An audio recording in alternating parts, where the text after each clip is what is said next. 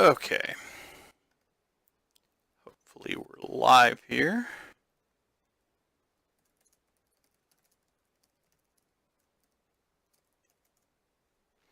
Hey Monel, hey Muffin.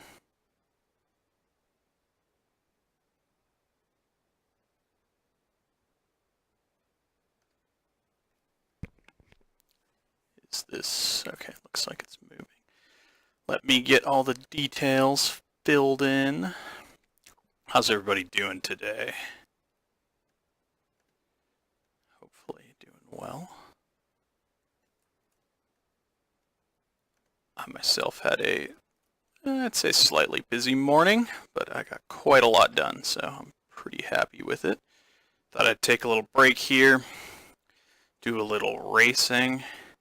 So this weekend I might get a bit of time on Sunday to do some racing, so I'm hoping I'm going to get enough time to do maybe a short endurance race, maybe a 4-hour race or something, or 3-hour race, something like that. So I've never really done, well, it's been a long time since I've done a like a long race at the ring, so I thought I would I'd give that a go. We'll see. Let's see. Okay. Let's go back here. One more setting here.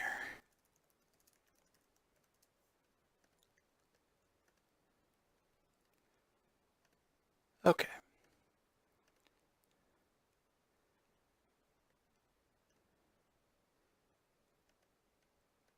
Okay. Hey, thanks to Purge Gamer. I appreciate that. Alright.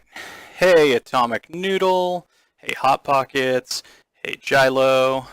How y'all doing?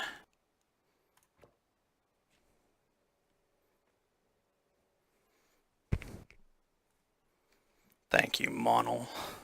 Hey, Danny. How's everybody doing?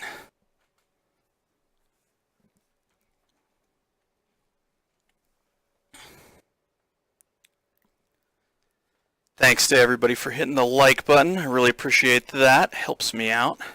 So today, I'm going to try the one of the parts of the Porsche pack, the 911 Carrera RSR. It's a historic car.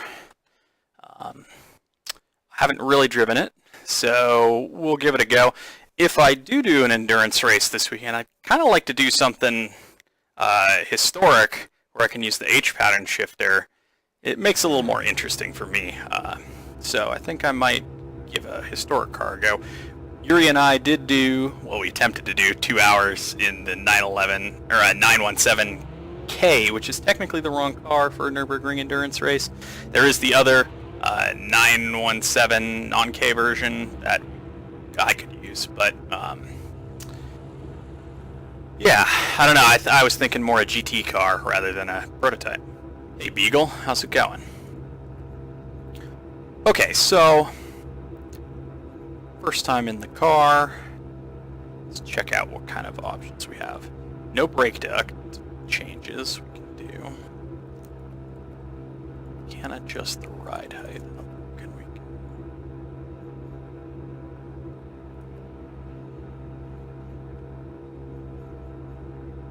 I'll take the rear toe out just because. No air restrictor. Got a 5-speed. I don't know if those gear ratios are going to be any good. We can adjust the differential. So not a lot of adjustment we can do, but we'll give it a go. Hey Monel, how are all the levels and everything? Is everything good? Everybody can hear me. That's good to hear, Gilo.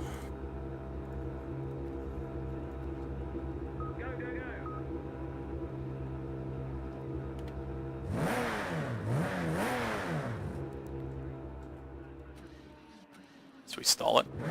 Okay. Cool.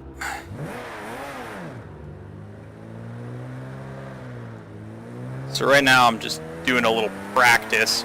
I think if I'm going to do this, this is a Vintage GTA class.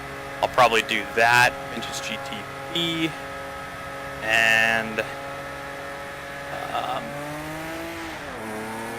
there's one other class that I have in there. What was it? Group 5, which is probably a little bit faster than this car, but that's okay. It's sometimes more interesting to be a middle car, more work. You have to get overtaken and overtake. Am I going to do more Just Cause 3 videos? Probably, yeah. I have a lot of Just Cause 3 footage that I've been capturing, although some of it got corrupted, unfortunately. You know, just the kind of the funniest things that I've seen or done. Hoping pretty soon to get some time to edit that together into a little set of clips. So hopefully that'll be coming out soon. Have been pretty busy at work lately recently, so I haven't had quite as much time as I would like. Do my best.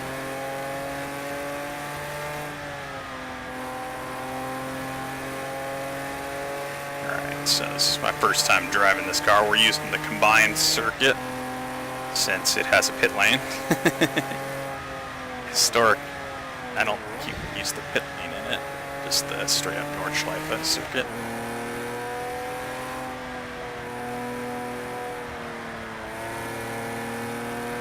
One thing I'm a little worried about is for a longer endurance race, you know, something like 4 hours, that's not super long by my standards, but it's long enough that on the Nordschleife it's going to be tricky, because it's a circuit that requires basically full concentration. And if I'm going to use the clutch and the 5-speed H-pattern shifter, it could be quite a workout. So, all right, Danny, see you later, buddy.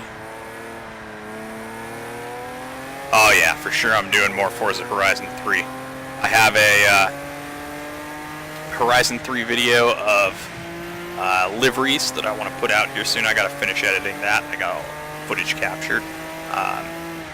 Got designs for the Hellcat. I found some pretty cool ones that I like, so I'm gonna put that up, and then I'm gonna be doing, you know, my usual. I do Forza Horizon on Wednesdays, so that's the day for Forza Horizon 3. Flat 6. This car sure sounds nice.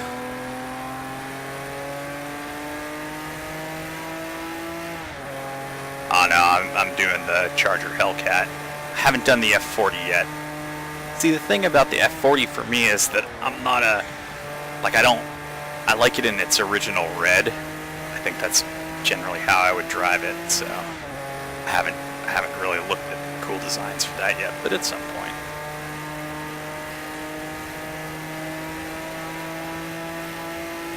Hey, what's up, NASCAR?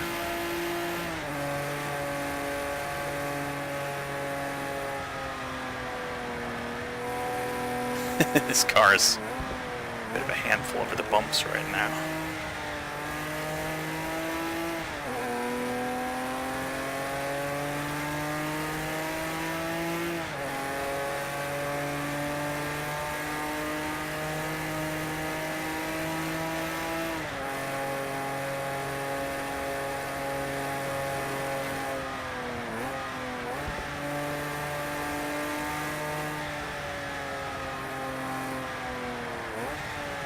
If you guys have suggestions for cars that I should look for cool liveries and designs for, paint for, make sure you let me know. Hey, Tristan.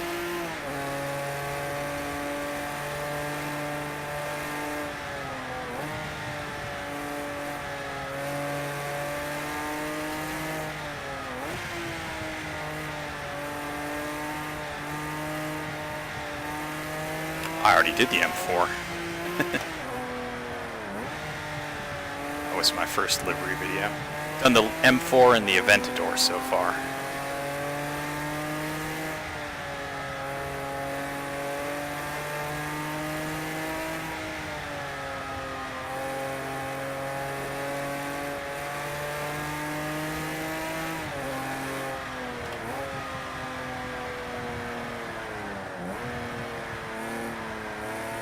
Oh yeah, I got a Veyron as well. That's the next one I'm gonna do.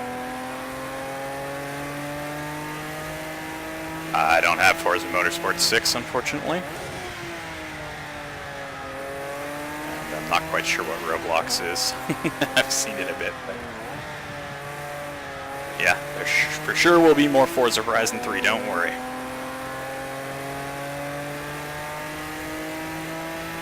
The transit van.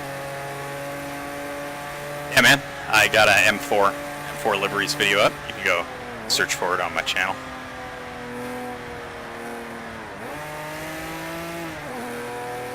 I don't know if I have a playlist up yet. I only have 2 liveries videos. I want to try and do more of those. Instead, I've been busy. It's either I live stream or I do a video. I can't really do both in the same day. I don't have enough time, so.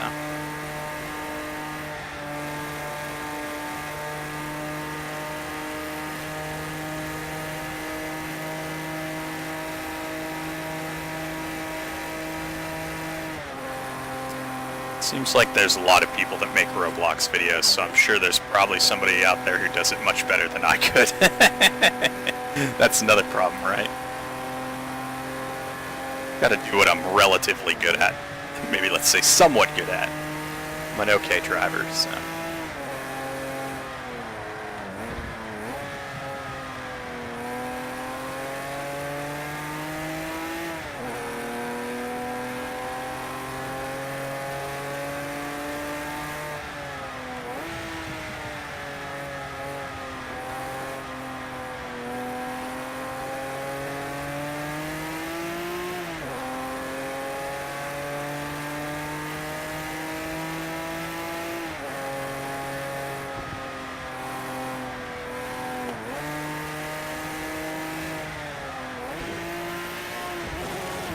Missed the shift there.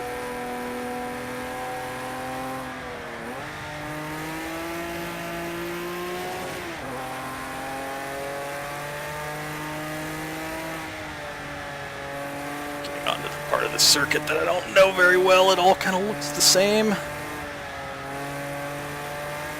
It's another reason I'd like to try and do an endurance race around here. Help my knowledge of the circuit for sure. Do a couple hours.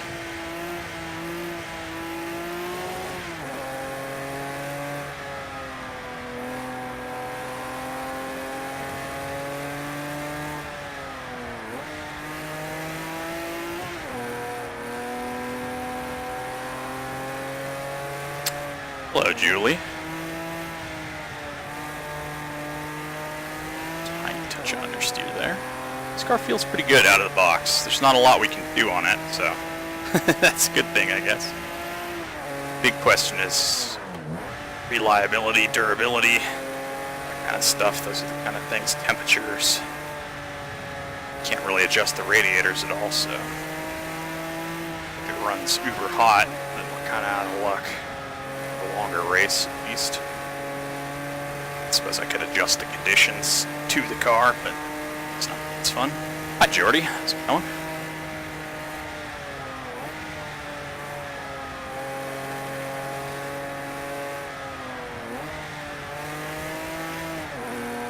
Corner almost catches me.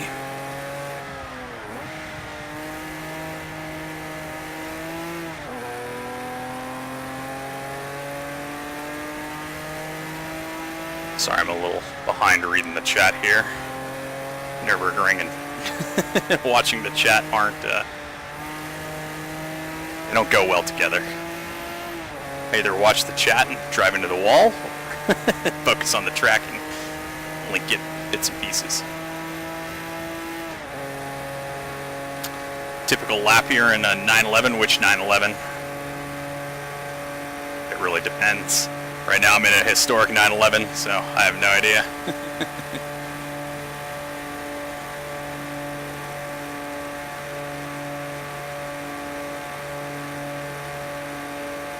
Hey CBE, thanks for stopping by, my friend.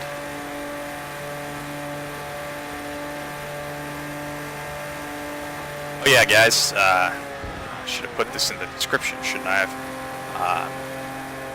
I'll have to modify it. Have a Twitter now. It's at Dr. BioBen, so at Dr. BioBen. You can follow me there. I'm trying to use it to kind of give updates on what's going on, if there's going to be a stream that day, things like that. But I'm not the best at using it yet, so if you follow me there, you get a little bit more information on what's going to be happening on the channel and what's going on at the moment.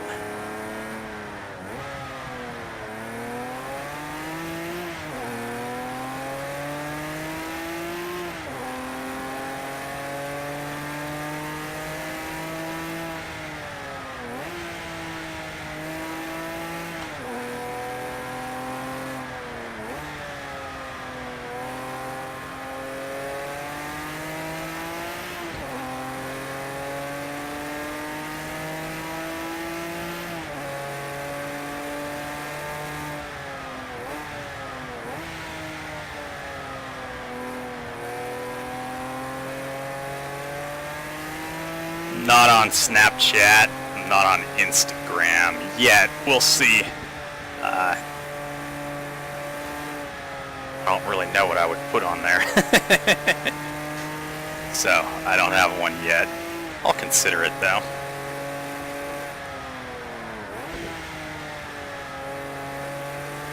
Kind of figured Twitter was a somewhat convenient way to let people know what's going on. If you just follow me, I can update you and say, hey, I'm not going to be able to do a stream today, or I'm working on a video or something like that. So, no, not yet.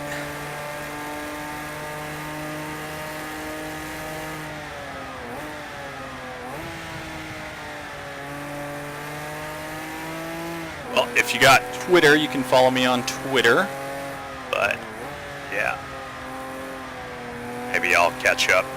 Right now I'm kind of an old man, right? I'm still using Twitter. Nobody uses Twitter anymore, do they? Behind the times.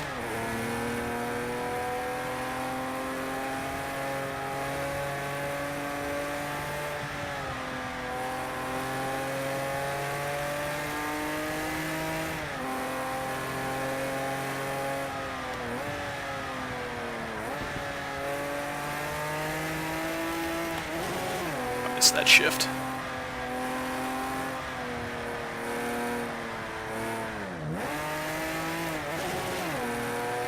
It's that shift too.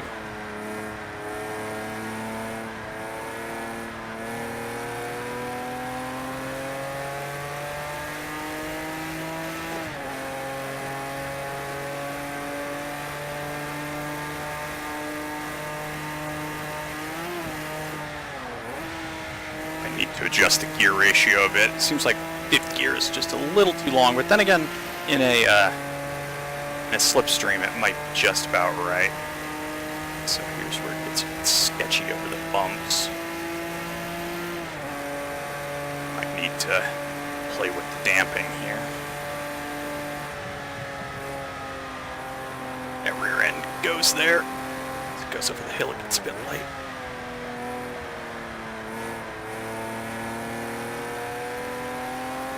That's alright, man. You can still probably read my tweets and stuff if you want to just watch or see what see what's up.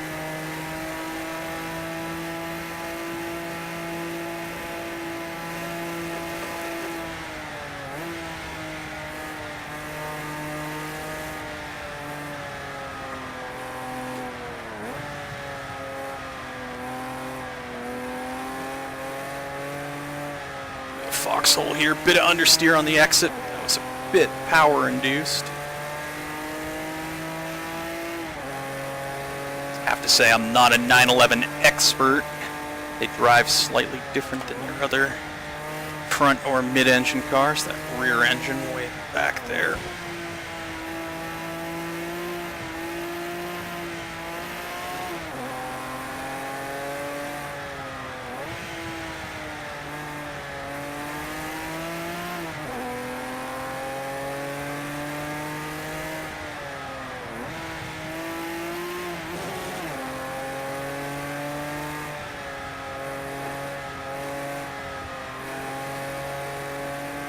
So probably a bit under pressured at the rear. The setup was a bit bizarre. It didn't have any Didn't really have any front camber. I added a bit. I don't know historically what kind of camber levels they would run.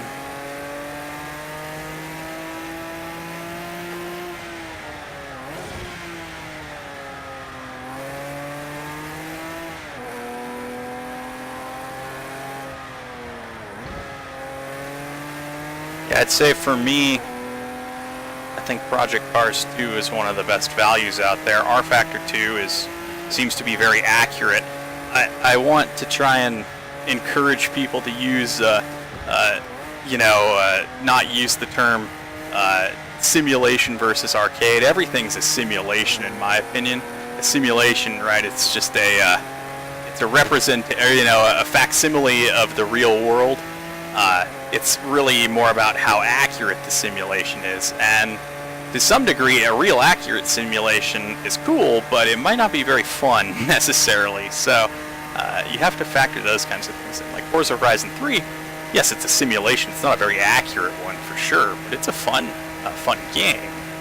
But in terms of the main big sims, I mean, iRacing is focused mainly on the online. To me, iRacing, well, one, I like to be able to race on my time. That's why I tend to stick to Project Cars 2 single player a lot of times, because, I can pause the game if I have to, if I have to do something, or I can jump on and race when I want to race. I don't have to work around a race schedule. Also, the iRacing pricing model is a little bit exploitative in my opinion. It's a little bit much for me. Project Cars 2 is nice. You get a lot of different circuits and cars, and it's real easy. Just pop it on, and you have lots of choice on time of day, conditions, things like that. It's not perfect for sure, but it provides me a good balance. R Factor 2, well, I think it's the most versatile of them, especially with the mod content, but with that, it's a double-edged sword, right? You have to spend more time getting the mods to work and figuring it all out. It's not that I couldn't do it, it's that right now I don't have enough time to do that in a real meaningful manner, so I haven't jumped into it. I have R Factor 2, I've dabbled with it a bit, I'd like to do more. I think it's probably a bit better in the multiplayer side. Project Cars 2 has been a little bit too unstable for me to want to do endurance racing online anymore.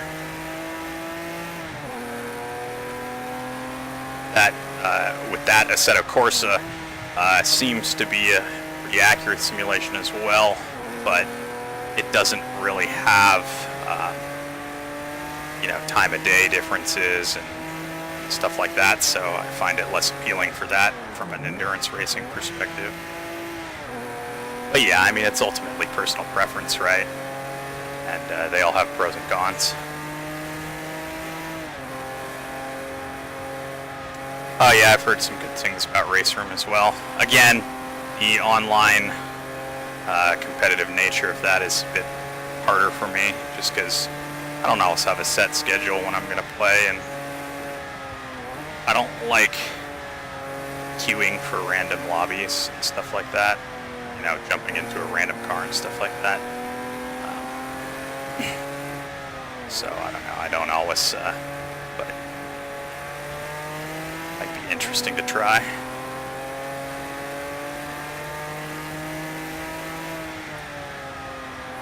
Yeah, I don't really enjoy the kind of. It's a fanboy war sometimes. I don't, I've had people, when I did my 24-hour Le Mans stream, I had some guy come in and say, oh, Project Cars 2 isn't a real simulator. It doesn't simulate weight transfer. And I was like, what are you talking about? Of course it does. He's like, oh no, only Assetto Corsa does that. I said, okay, next time I'll do my 24-hour race in Assetto Corsa. He's like, well, you can't because there's no time of day difference. I was like, well, okay, so is it a real simulator if it doesn't even simulate the day length? It's just a war that nobody wins from. So, people like what they like, and yeah.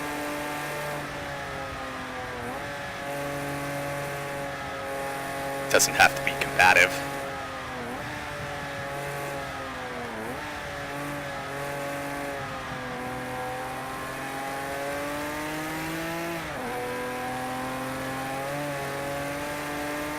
Let's see what we did here. Yeah, I'm interested to see what the Assetto Corsa Competizione is like. Vintage GTB is beating me. Since it's Blancpain branded, it might be a little restrictive on the circuits and the cars that are in it, which is a bit unfortunate. Also, it's not going to be open to mod content and things like that. Pros and cons to it.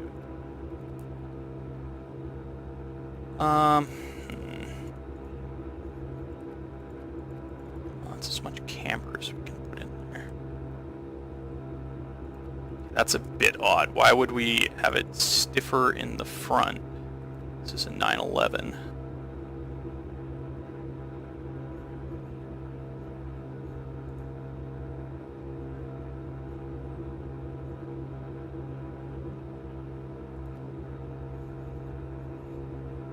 Sometimes the setups confuse me in this.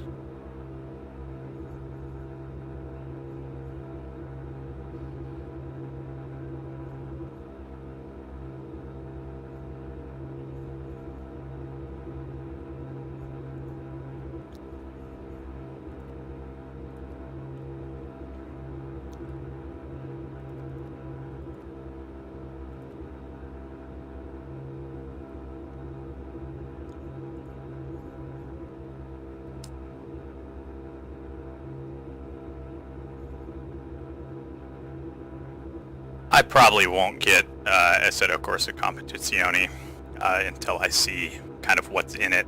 I tend to hold off on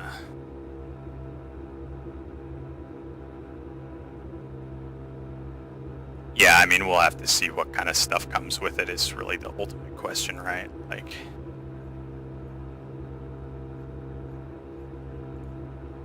I tend to not pre-order things, or I tend to wait quite a while on products just to make sure that you don't get screwed over.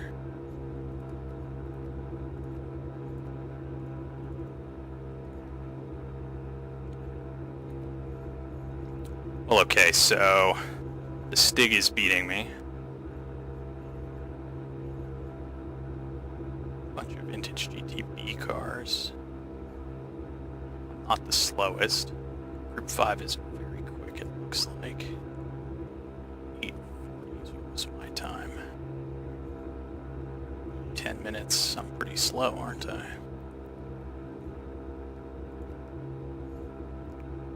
I am on full fuel.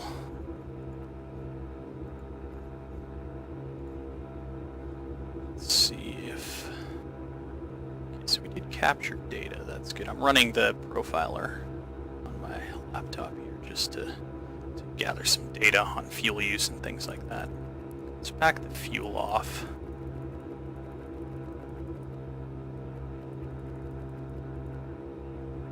Let's go half fuel here and see what kind of it feels like.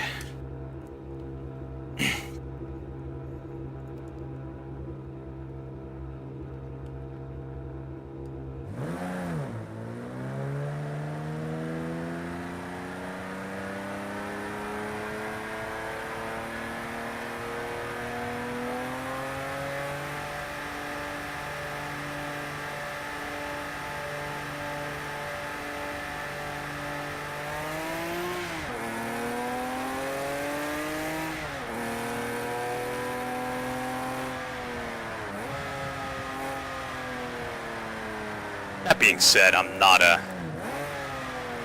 going to be super down on Assetto Corsa Competizione.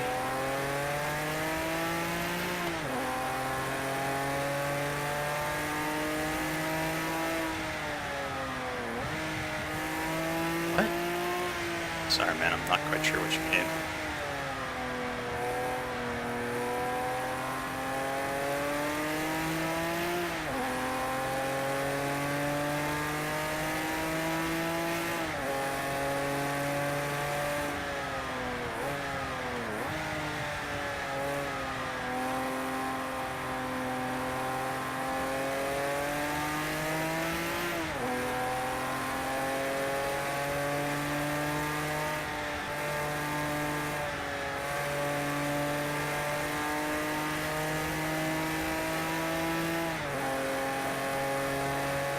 The best of what?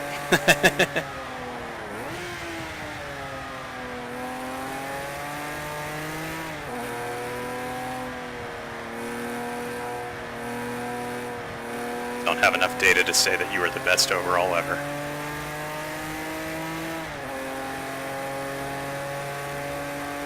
My girlfriend is the best overall ever.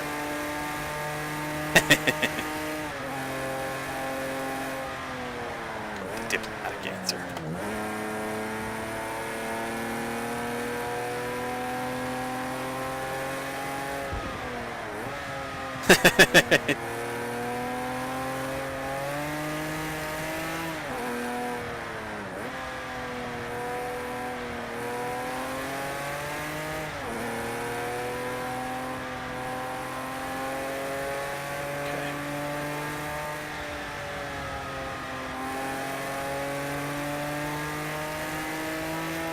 Reducing the front tire pressure, I've gone too low now.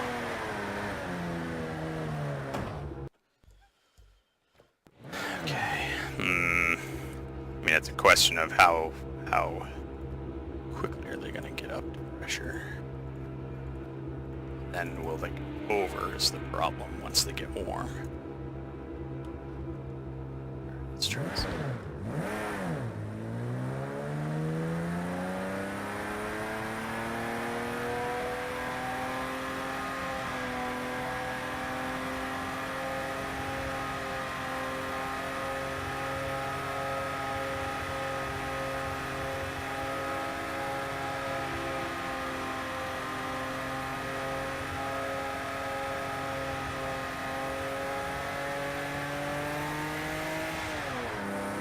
Sorry, I got an email. I gotta read.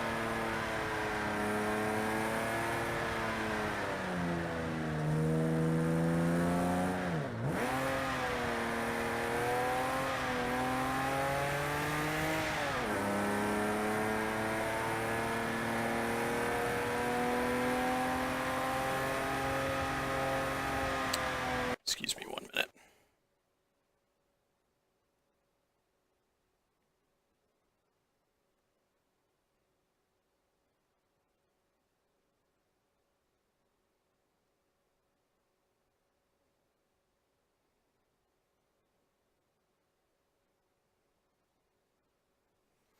Okay.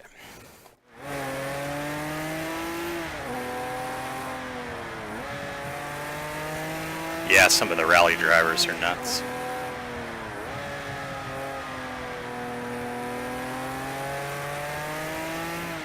Didn't Walter Roll not want to drive some rallies though? Or was that somebody else? I can't remember. I don't know. My Group B history or pre-Group B history is fuzzy. I need to grab the 037 somewhere.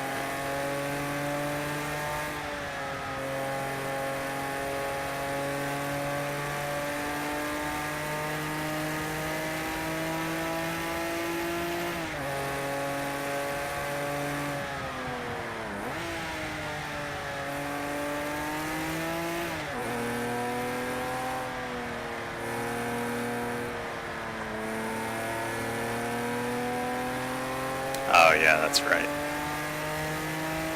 Can't say I blame him. A lot of those jumps you have to be sideways over the jump to take the next corner. It doesn't sound... It sounds scary as hell, let's put it that way. It's peanut butter jelly time, peanut butter jelly time, peanut butter jelly, peanut butter jelly, peanut butter jelly in a baseball bat. Now where you at, where you at, where you at, where you at, now where you going, where you going, where you going, where you going, peanut butter jelly, peanut butter jelly, peanut butter jelly, peanut butter jelly, peanut butter jelly in a baseball bat. Hola, Matthias.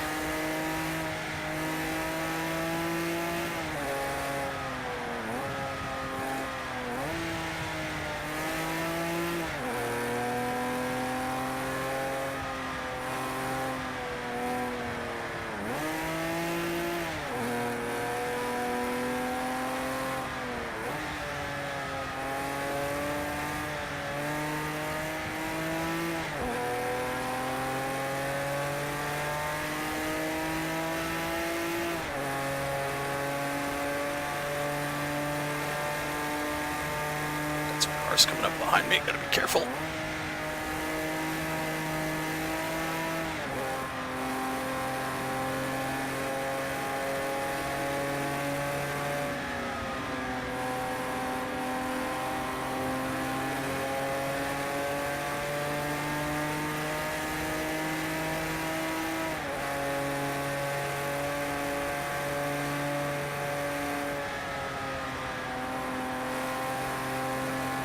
Time, man, that's scary as hell there. Car goes light, rear end goes light. Tokyo drifting at 150 kph.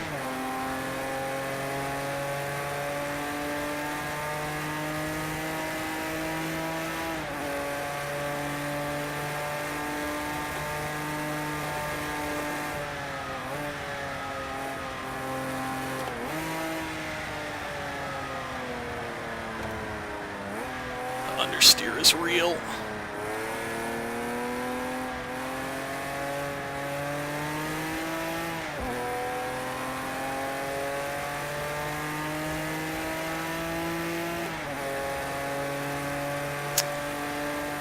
Left is under pressured.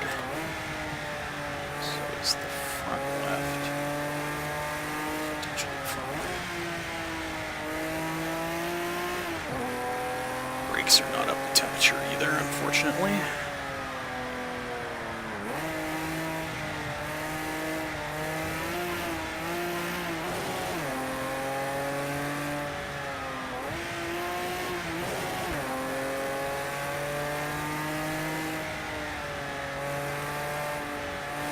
Not the prettiest lap, that's for sure.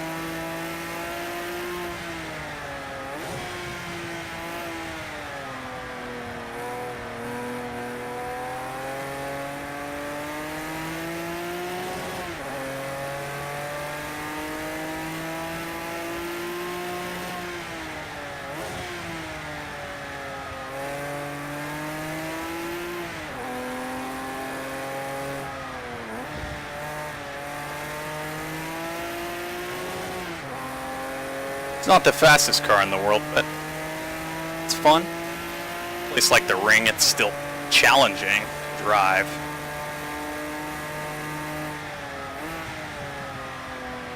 Very challenging.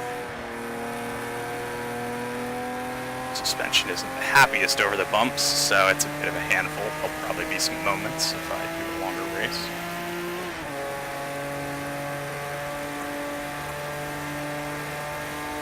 Quite sure how I feel about the steering yet.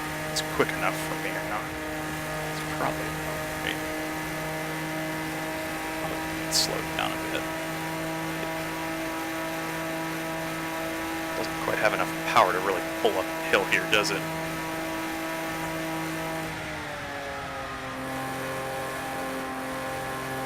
Don't need so much braking there.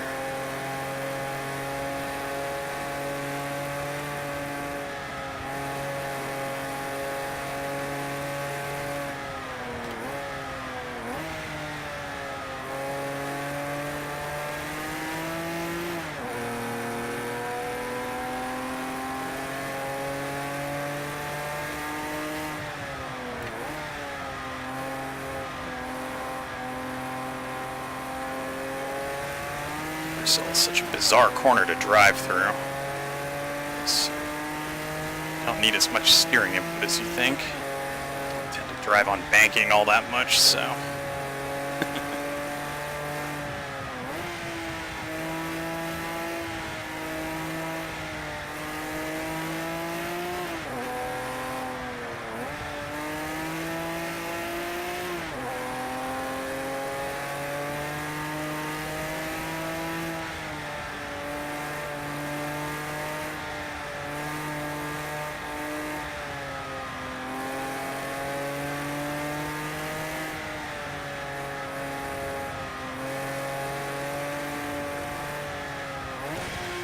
I still have flashbacks to Gran Turismo Forza Nordschleife, this big green blob. I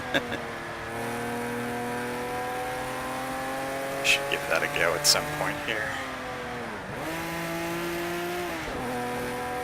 Remember how accurate it was or not.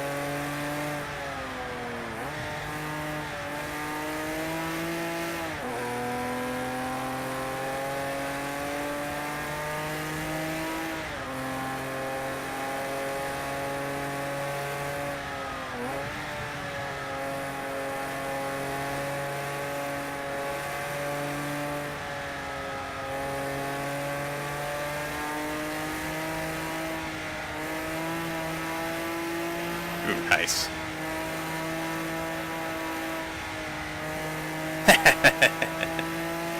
Going real old school.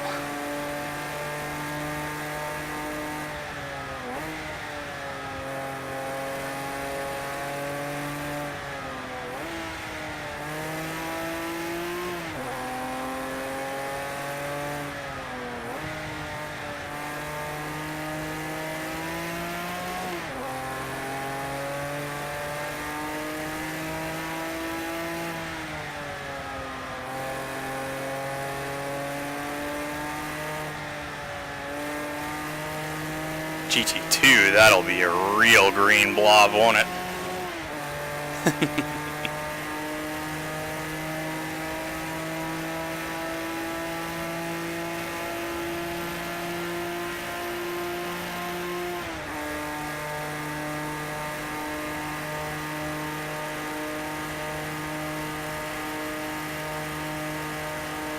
$230 something kph is about the yeah, that's right. Was it in GT3 or was it GT4 that was the first one to have it? My memory's fuzzy.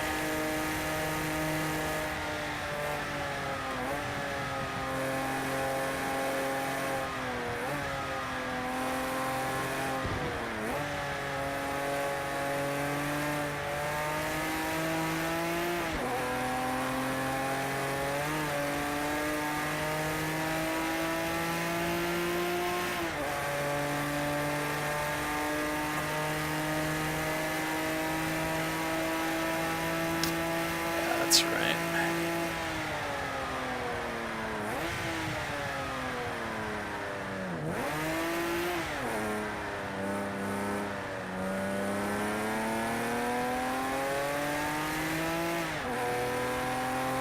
Hey, what's up, Cole?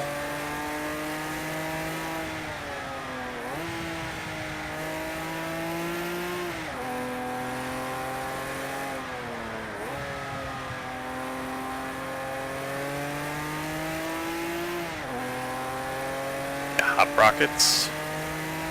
I saw your NSX video.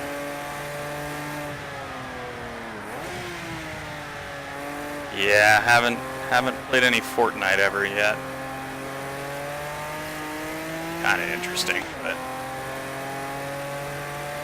just haven't given it a go yet. Maybe someday. Yeah, no problem, man.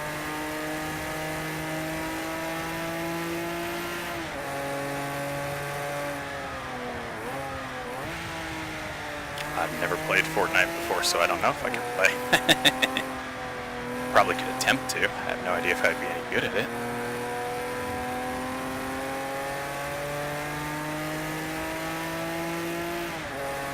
Hey, what's up? Hi. Hey, Aaron, how's it going?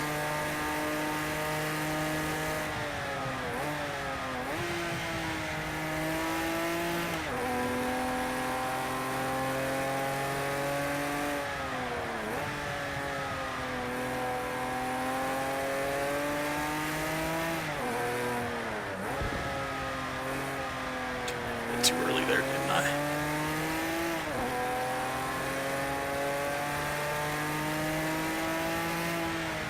Got a couple of laps under our belt. Let's maybe push a bit. Usually that statement ends in tears here, doesn't it? Tears and a large bill for parts.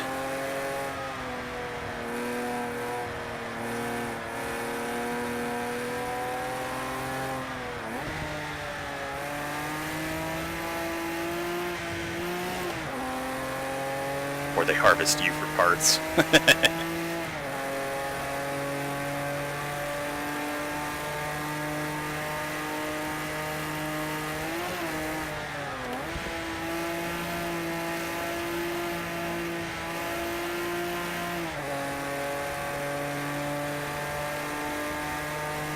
This car has just enough power. Any more and there wouldn't be enough grip. You'd be sliding quite a bit, which can be a bit dangerous here.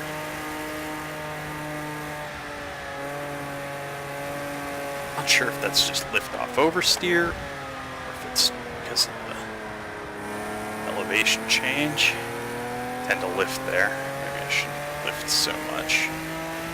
Don't really feel confident enough to take it in half throttle. I could be pitching the car forward, causing the rear to. So maybe some changing the damping. This is primarily a fact-finding mission here. The problem with driving the Nordschleife in this game is that there just aren't enough cars on track to really see people very often.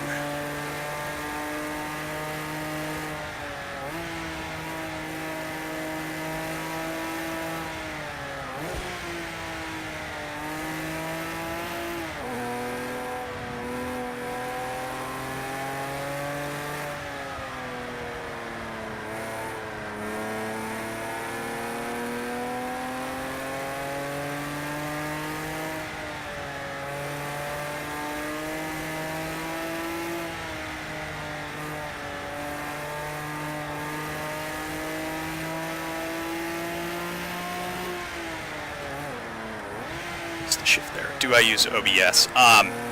Answer is a bit complicated. Yes and no. I use OBS for everything except Project Cars 2 at the moment. For Project Cars 2, I've found that, at least on my rig, OBS does something and messes with the AI and I get terrible lag. I think it's a processor issue. I'm not sure why. I'm using GPU encoding, but anyways, so yeah, I use NVIDIA Shadowplay to stream Project Cars 2. It's not quite as, I'd say the resolution and the clarity and all that stuff is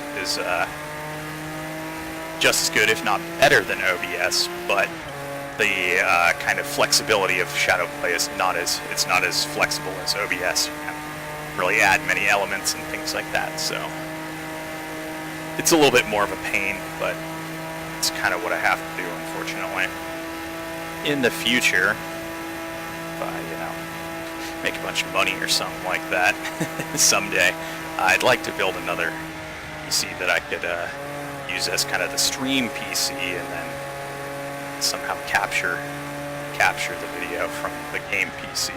That would be the best way. Then I could use OBS with Project Cars too. I wouldn't have any compatibility issues. He says naively. But yeah, Atomic Noodle, that's the long answer. So for like Forza and other games, yes, I use OBS.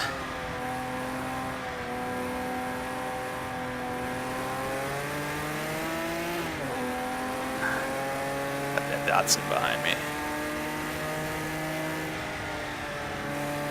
That's the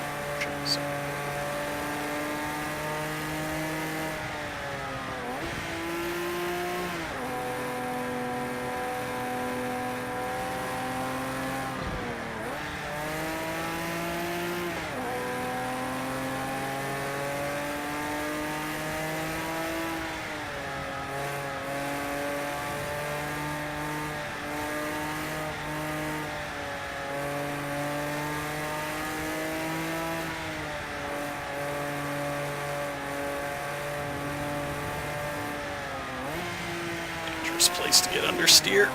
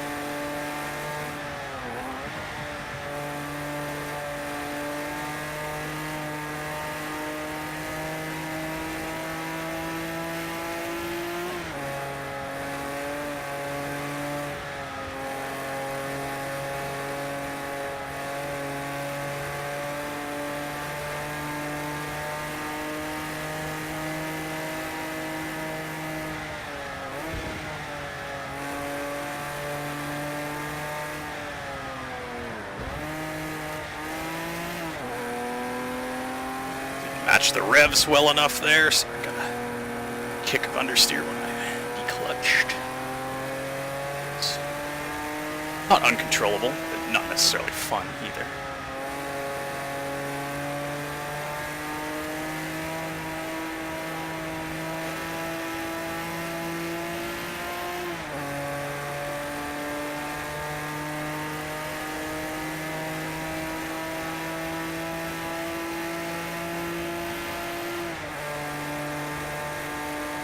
Thanks for everybody who tuned in, by the way, and thanks to everybody who hit the like button.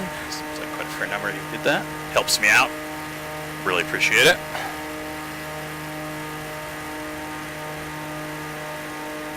Like I was saying earlier, if you just tuned in, I'm on Twitter now. I know Twitter's kind of not the thing anymore.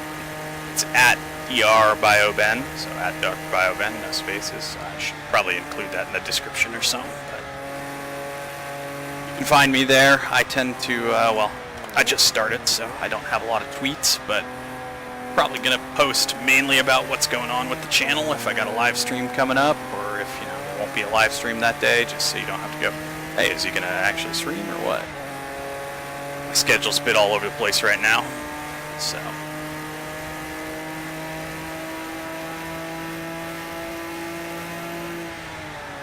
I figured that would be a good way to communicate with everybody.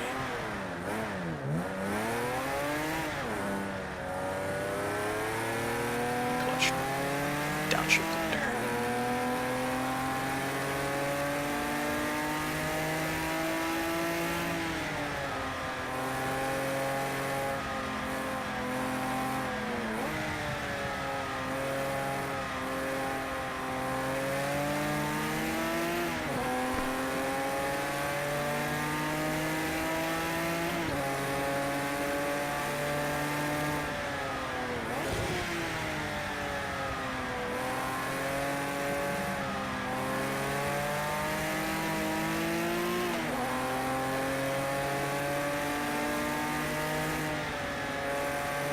Yeah, what are your thoughts?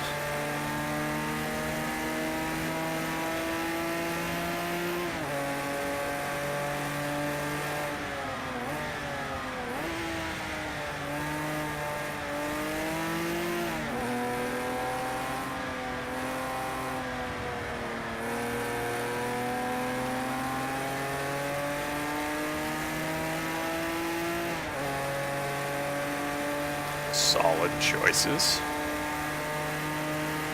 especially since you got your wheel all ready.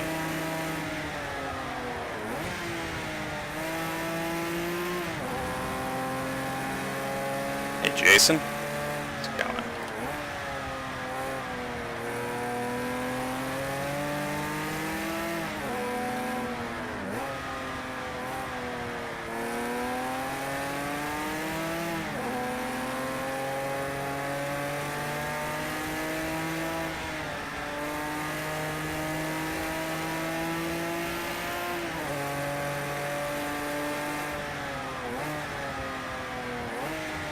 How are you doing, Jason?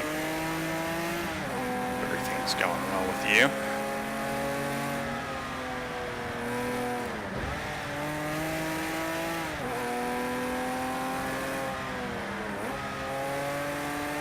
I am doing pretty well myself. Starting to get into a bit of a rhythm here, hopefully. Still not very fast, I don't think.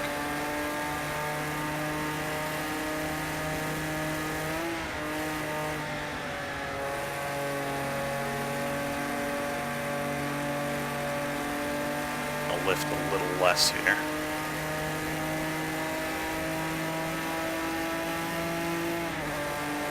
Try not to kill ourselves.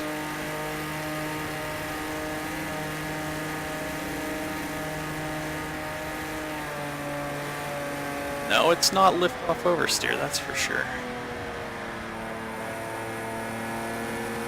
It is straight up terror-inducing oversteer.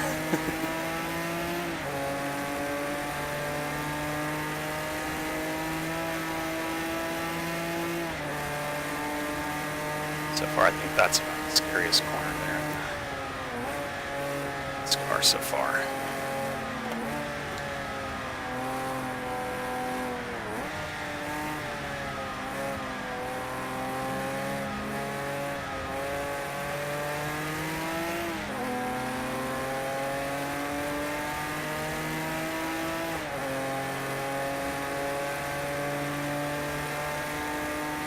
second.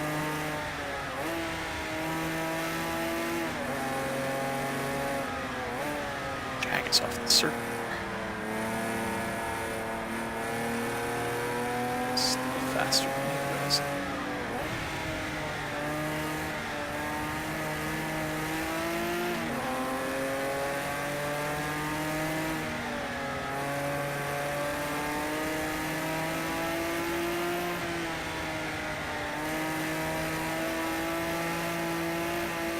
Pushing down the hill is dangerous.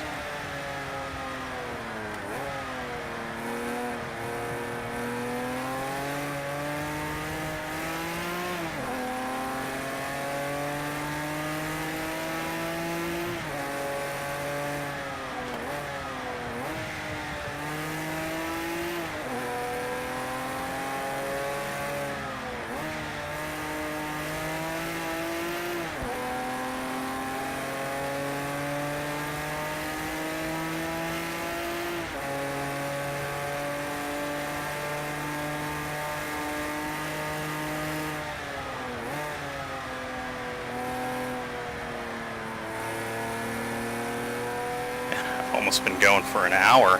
Doesn't even feel like anything. That's the problem with the ring too. Time just flies by. I guess that's a good thing if you're doing an endurance race, right? You rarely see the same place twice. It's a problem with a real short circuit when you're doing endurance racing. It just gets boring.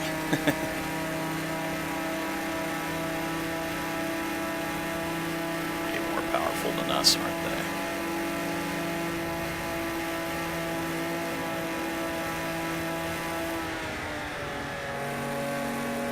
Again, we don't have a good sense of what their fuel load would be. We're about, well, I don't know what kind of fuel I'm on actually. I don't see a fuel gauge on here. Well, I don't know what it is at the moment. I'm sure there is one.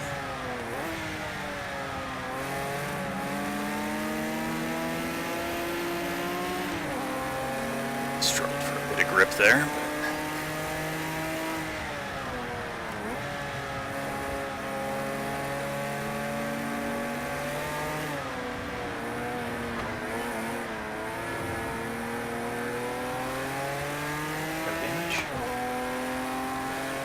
Bunch of time there, though. That's what you get when you start trying to push.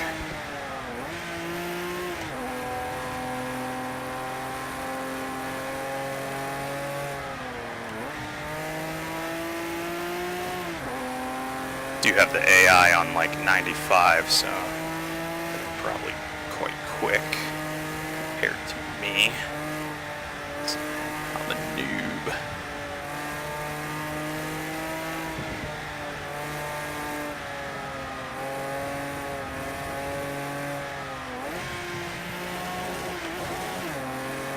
That shift.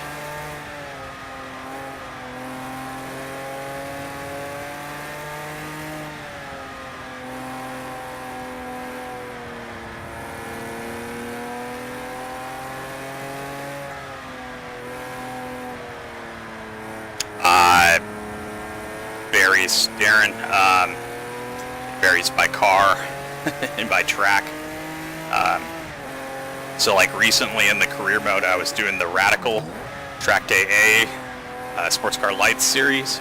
The AI is really fast there, so to be competitive, you had to have it turned down to 60 or so on the kind of difficulty. Yuri and I did a kind of Blancpain simulation sprint race in GT3s at Zolder. When was that? On Tuesday. And we had him up about 108, and I was faster. I won that. So it really varies by circuit conditions. I tend to stick to the 80 to 100 range in general, but if there's something wrong, or you know, if they're just too fast, you gotta turn it down. You gotta turn it down. They can be faster than, like, you know, what I generally go by is, you know, kind of what's the world record pace for this car at this track? What's their pace? If they're close to world record, you know, pace, In a race, that's like ridiculous, so you gotta turn it down. But it's possible to get good competitive racing, as we've seen. Fifth needs to be a little shorter.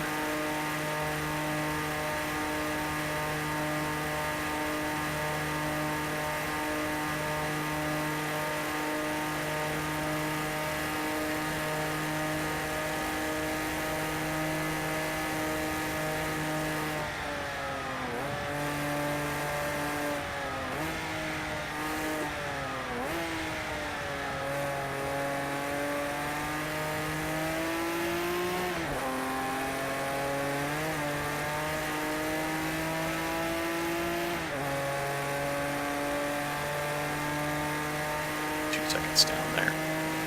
That's actually quite surprising that I'm that consistent, though. Means I was probably quite a bit up, actually, since I lost quite a bit of time out of the carousel. So I was Tokyo drifting. Okay, looks like there's oil left. Oh, see the gas is below my left hand here. So.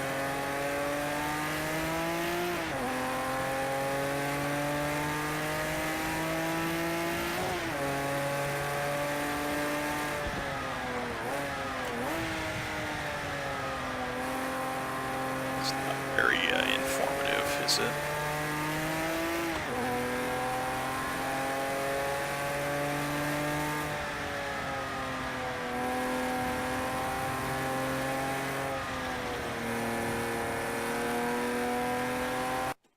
Second here, do I have this actually? I should have that actually collecting data, is it? It appears to be. It says I have 81 liters of fuel though. I thought I put in much less than that. This says 81 liters as well, so apparently the setup didn't save properly.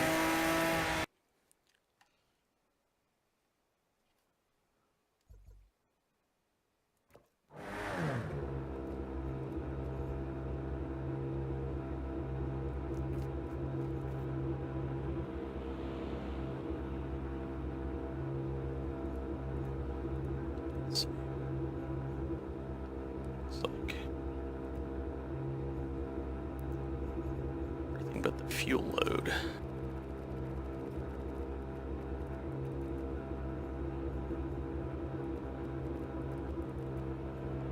Let's drop it down here.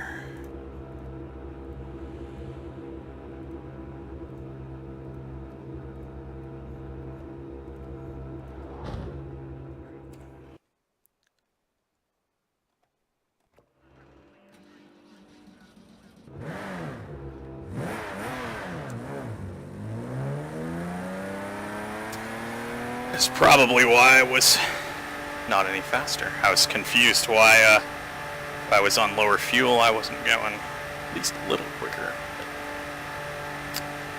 But, Project Cars 2 has its quirks, doesn't it?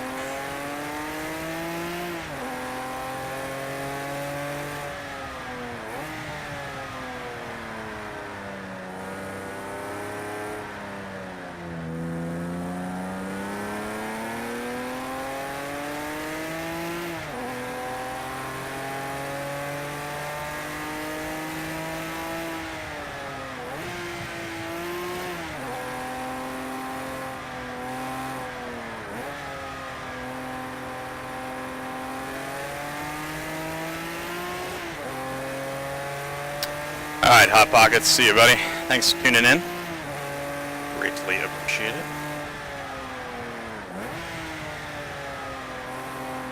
Like I said, this weekend on Sunday, I'm hoping I might have a little time to do a shortish endurance race, maybe 3 or 4 hours. Considering using this car here. So, figure out the timing on that and see if it's feasible, and I'll put it on the Twitters. I'm gonna do it.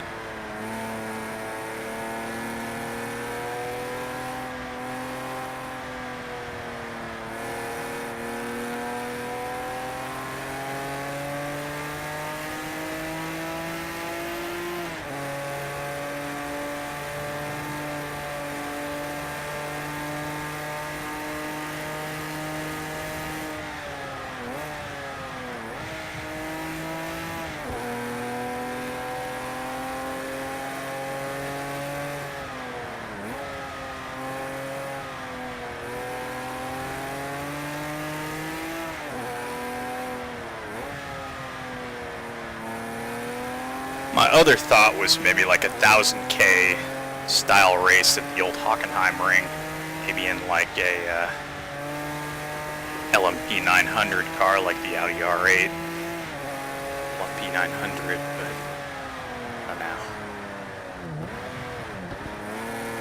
Sloppy, wasn't it?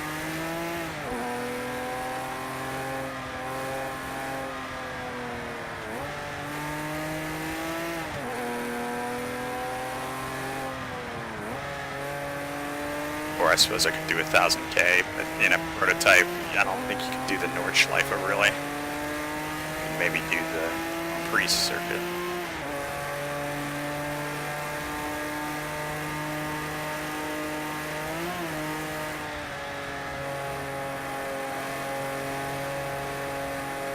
There is always the 917.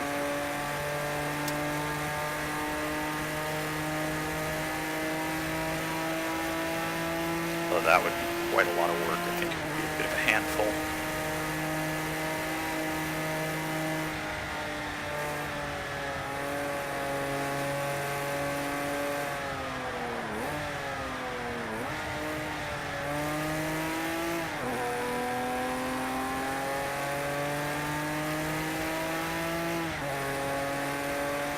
I really wanted to use something with an H-pattern box too, just to switch things up a bit. 917 would still qualify there, I guess.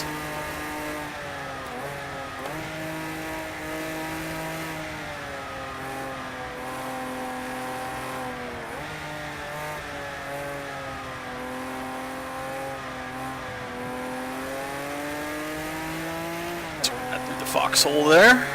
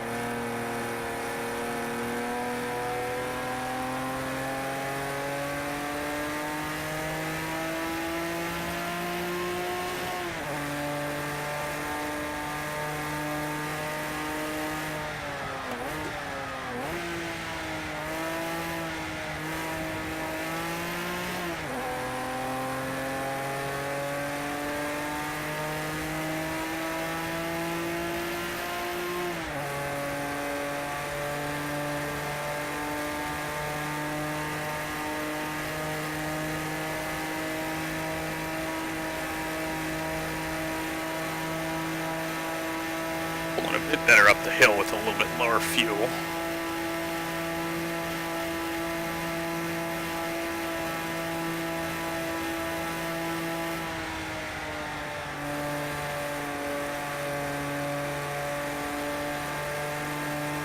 Definitely high fuel wasn't helping us uphill.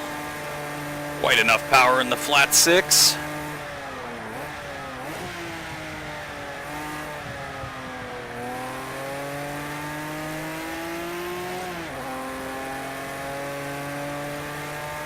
Let's see if I can not muck this up this time.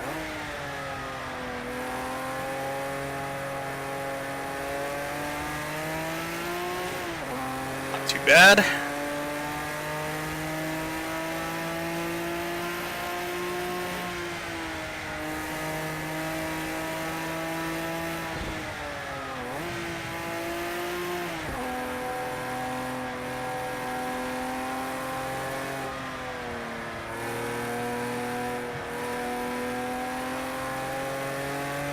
Super confident through there yet.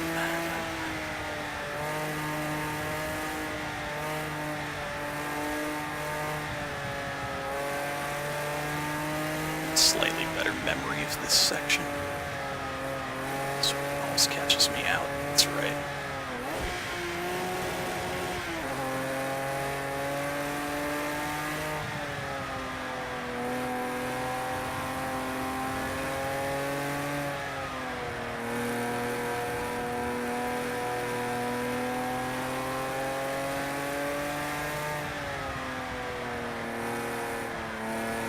Understeer there.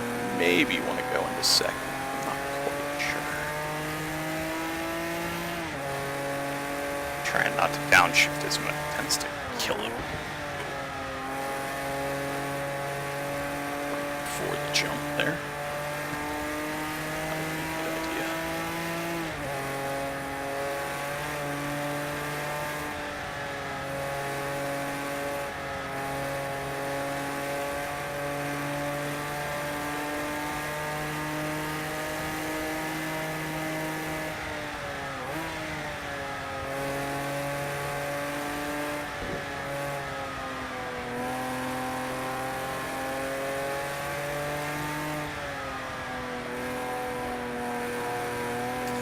This carousel, and we're almost done here.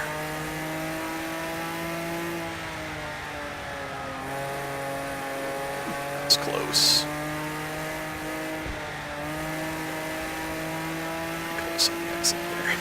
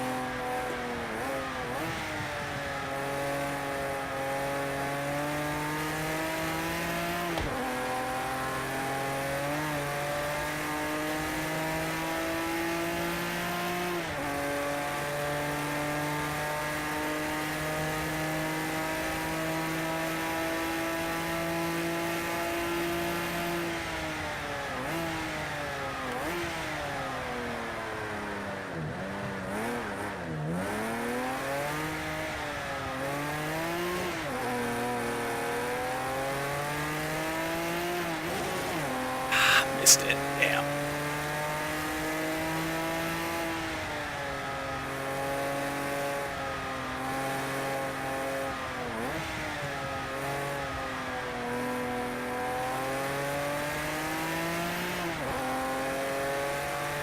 Whew. Certainly a little tired, actually. 4 hours is about the maximum I could do in a single stint around here.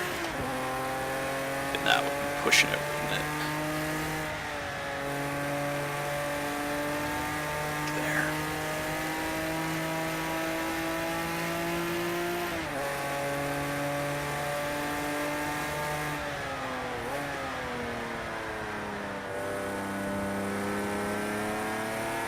Second gear for that corner for sure. Just doesn't like to turn very well on third. Differential tightens a lot.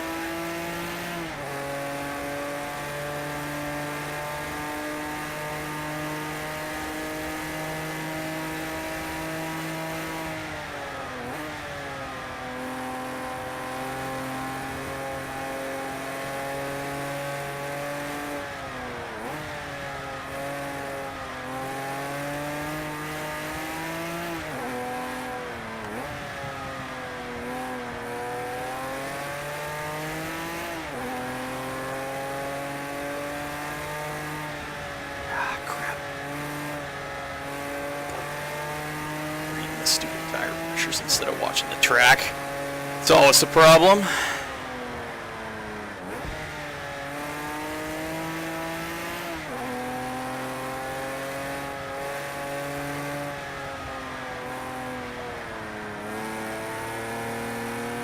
bit squirrely there.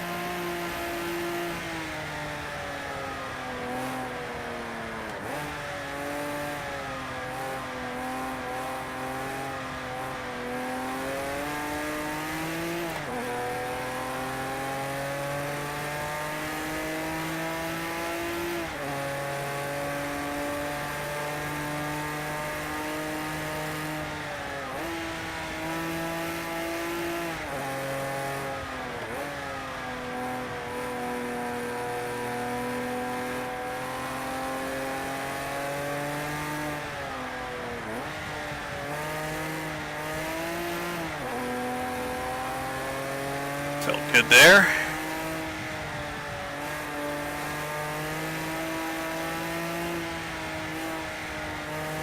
So despite some major mistakes early on, feeling a bit better here.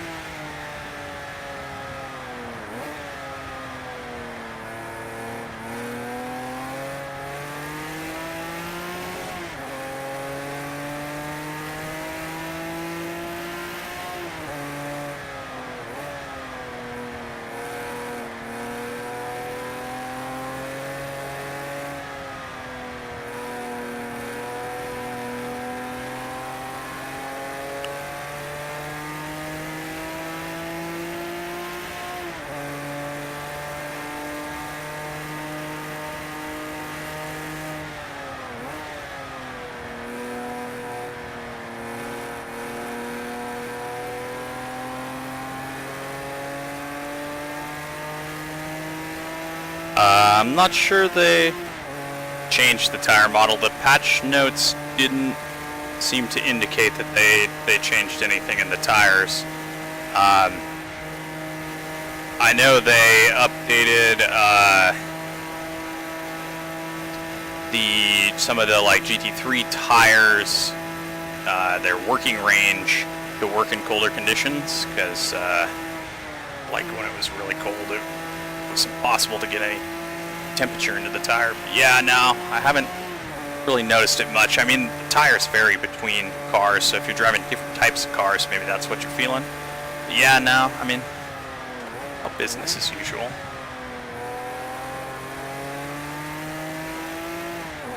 It is what it is. I mean, I tend to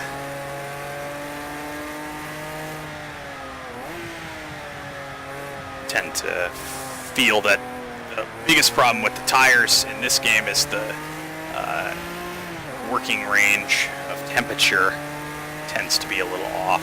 But then again, I tend to go too low on the pressure, so not always thinking correctly. But like a lot of the career mode races are in really cold temperatures, so the tires never quite get up to temperature, which is frustrating. So the AI just dominates you.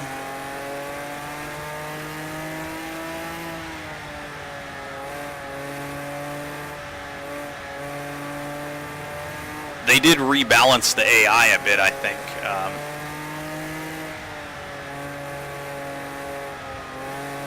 They made AI improvements. They said, you know, just generic AI improvements. So it may be that just, you know, like Yuri and I, when we did our little Blanc Pan at Zolder, they were very fair. They were had a good pace. We had actually good competitive racing with the AI.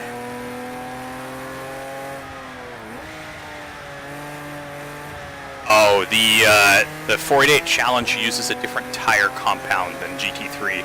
It uses a spec Pirelli tire, so that's the difference that you're feeling.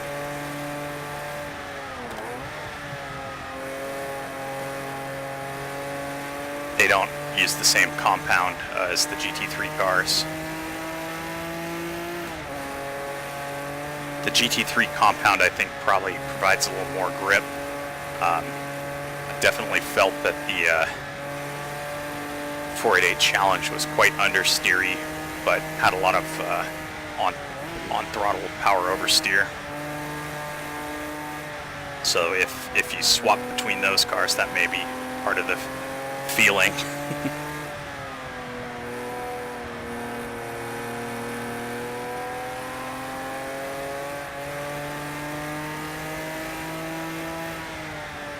Also, the GT3s have less power, so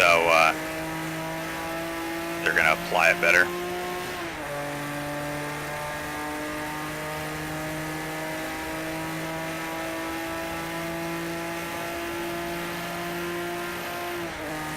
At least the 488 GT3 has less than the 488 Challenge. So no, you're not imagining things. They are different tire compounds between those two. So yeah, there is a difference in grip. There's only one, as far as I could tell, only one compound for the Challenge, or at least one slick compound, which is just a Pirelli slick. It's probably not as soft as the soft compound tires for the GT3s.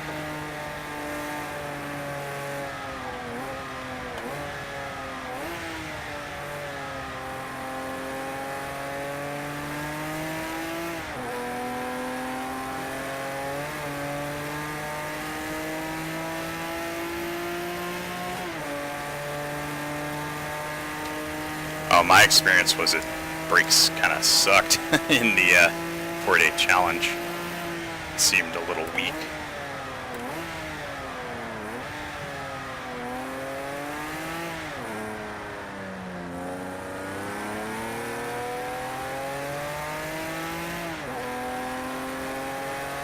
Well, I improved my time by about 3 seconds, but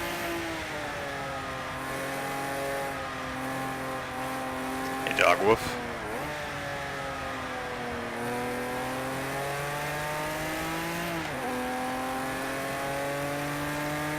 I'm not sure at the moment. I usually do Forza on Wednesdays, so I'd say that's probably the best bet, but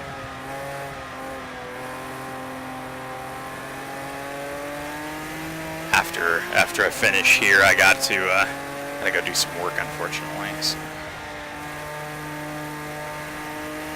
Real work, you know.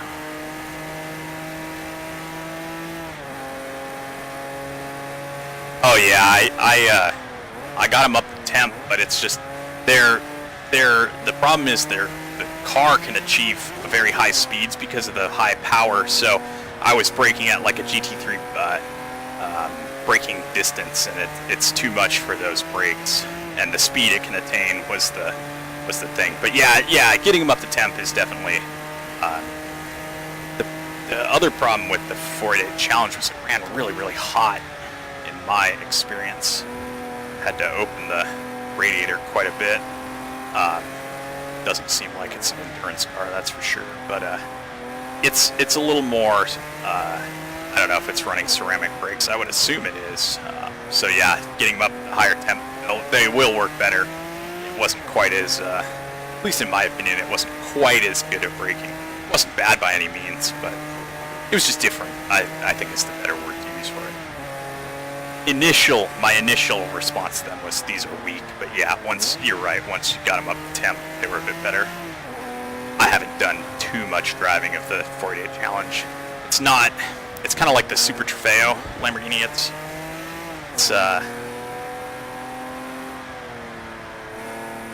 It's been quite a while since I've really driven the Super Trofeo in earnest. They feel very similar, high power.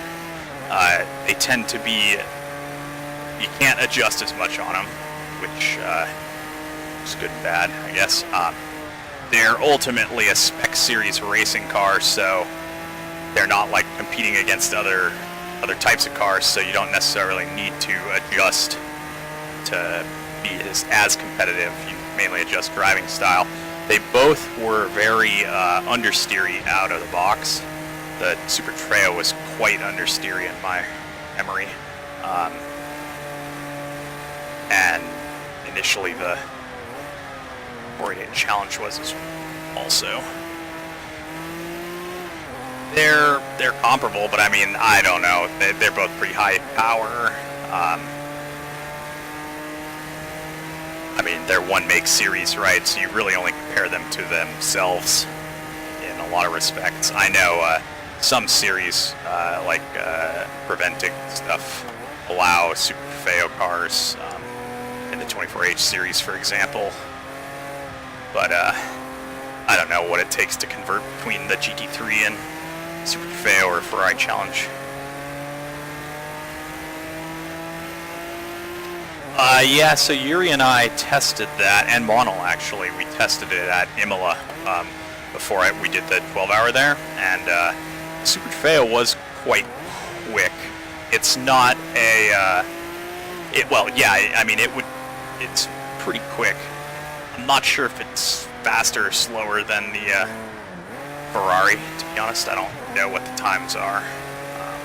I don't have good representations of it. It's been a long time since I've really driven the Super Feo, so it was an interesting car. Oh, scheisse!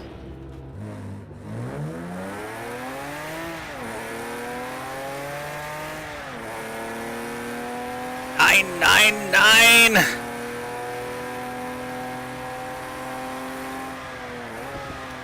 Es ist nicht gut. Mein Porsche.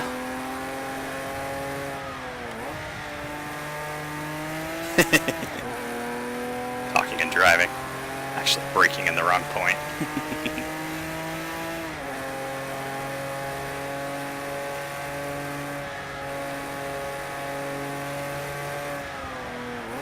It's quite durable. It was just a bale of tires. Barely did any damage to it. Only a bit of suspension damage, which is probably going to kill me somewhere around here.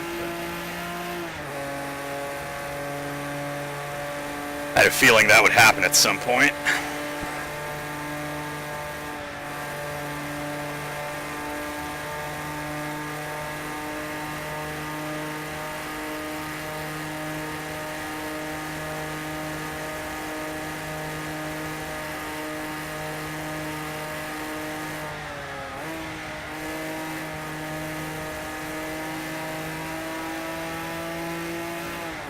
I think there's a bit of time to be gained, but for like a longer race, it's about consistency here, which I've been pretty consistent with my times until I pinned it.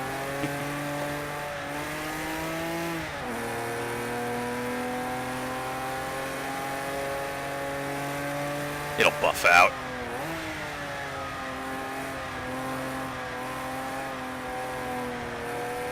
Drifting in the carousel, that's Todd, if you want my force feedback settings, I have a video on them actually. You just search on my channel for Project Cars 2 FFP, it should come up. I use the informative, I started with the, I don't know if it was raw or realistic or whatever. The problem with that is, at least with my wheel, I don't know if you have a Logitech wheel, but it's too much. The Logitech has a geared force feedback system, so it can easily get overwhelmed and start chattering and stuff. And I found on those realistic and raw, I found the kind of up and down and track bumps to be too much. So because what force feedback has to do is translate a movement in the Z axis or the Y axis into the rotation of the wheel. what was happening is if you were hitting bumps in a corner, it would jerk the wheel and actually change the steering angle, and was giving me a lot of trouble. I was having trouble being very consistent. So I switched over to the informative setting, and I tended to, I've angled my settings towards less kind of track effects or things like that to, I mean, I want to feel when the car goes light and stuff like that, and I do. It's just, it's more reasonable. It's not jerking the wheel to the side or anything like that. So I can feel all these bumps that are happening here, and as the car goes light, I feel it. So I get that information, but it's not actually moving the steering angle enough to like rip the wheel out of my hand or anything like that, or change the steering angle. So yeah, I've been pretty pleased with the settings I have. Occasionally I need to lower the gain on it. Like when I did Formula Rookie, that the suspension on that, it just felt like it's shaken by wheel to parts.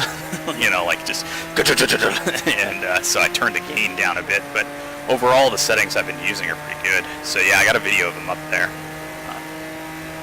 The other thing I need to do is a couple of people have asked me about my view settings, so I'm going to do a video on that at some point here too. But view settings are more personal. So I go off as I try to adjust my monitor here.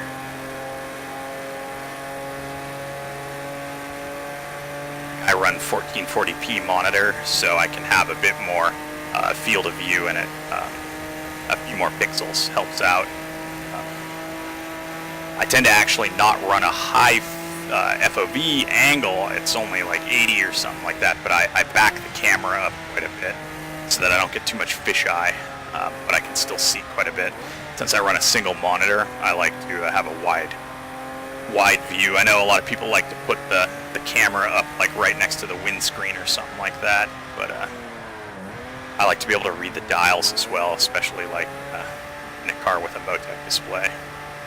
That way I can see fuel and all those things.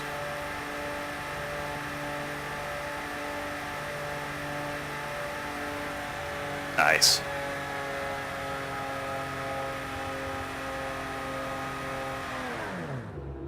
Yeah, you might be able to your settings with your Fanatec, Fanatic, whatever. You'll probably be able to have a bit. You probably could get away more with raw. I know that the Fanatic stuff uses belt driven force feedback, so it's probably a little smoother. So my settings might not necessarily be as applicable, but I would give informative a try and see.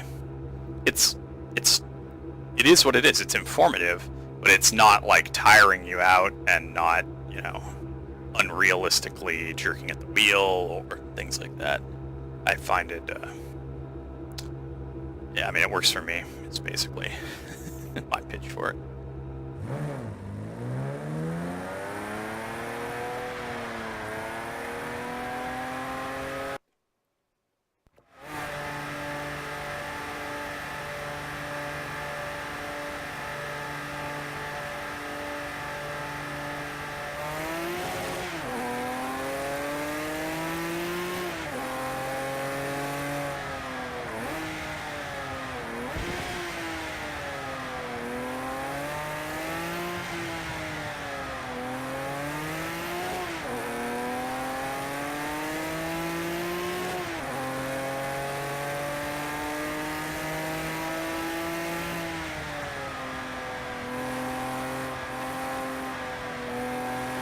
Yeah.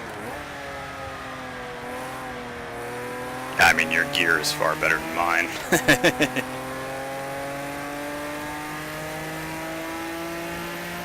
Some of it's personal preference as well, but yeah, I think informative is, from what I've heard, I think a lot of people go with that.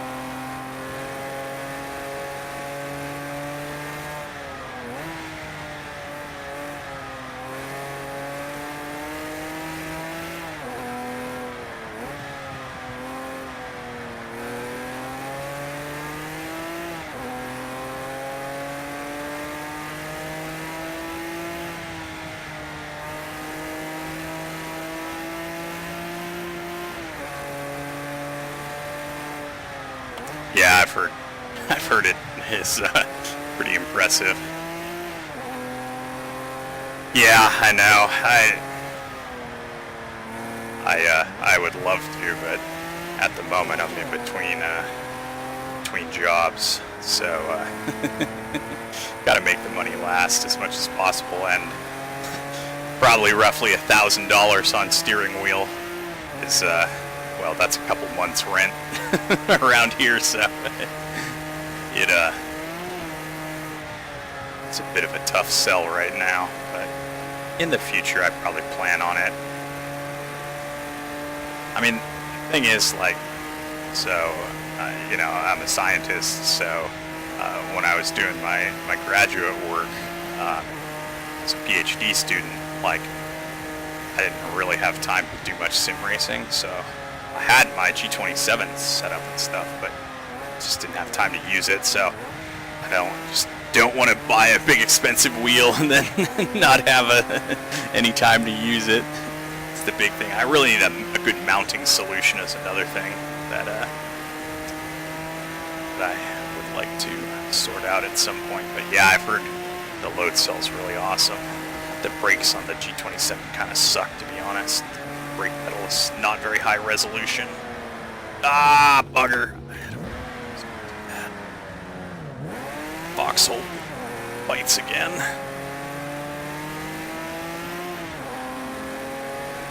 Should have been in third there, not fourth. See this go by.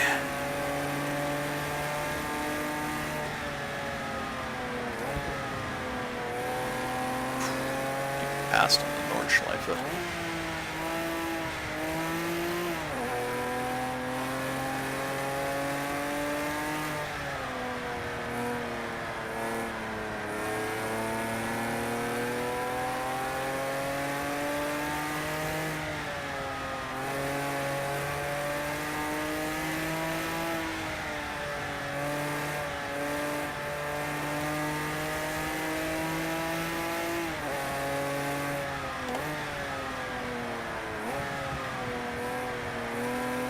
Didn't bin it that time, so it's a plus.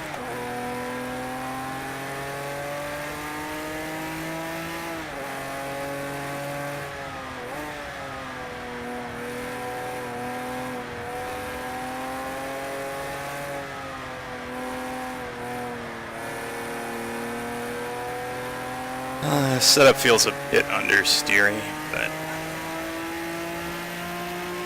I don't know. I don't know if this is an exciting enough car to warrant a long race. It just end up feeling like a Sunday drive, unless I do shit like that.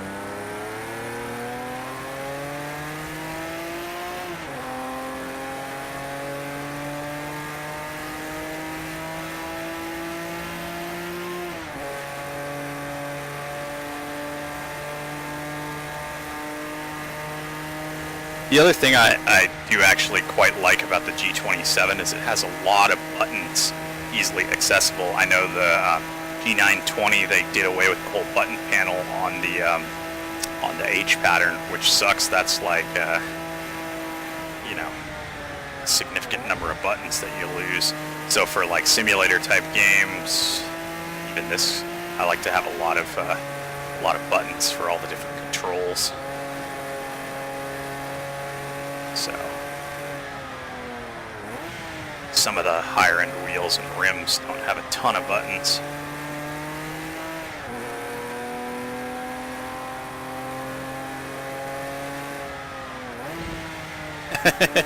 Whatever works, man.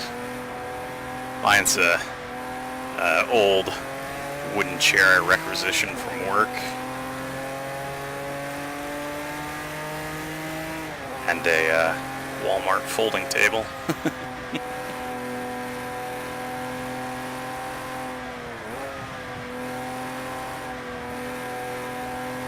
Yeah, I mean, at the moment I don't have time for like something permanent. That's the nice thing about this, is I can set up the wheel and take it down and stow it away into a closet or something quickly. So it works well, because then I use this as my desk to work at as well. So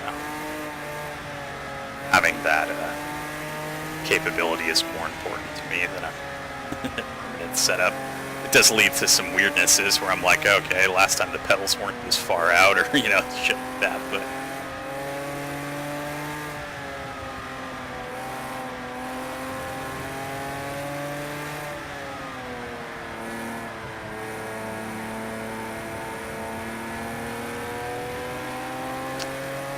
hesitant there from the AI.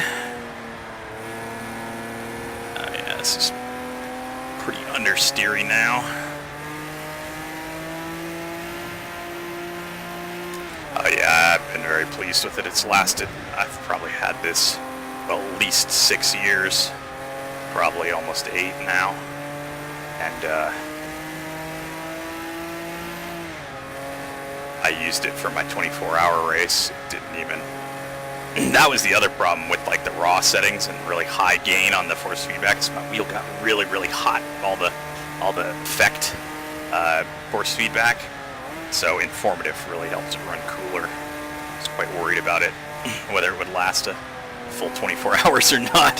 When I did that, it had no problems. It's quite rewarding, quite pleasing.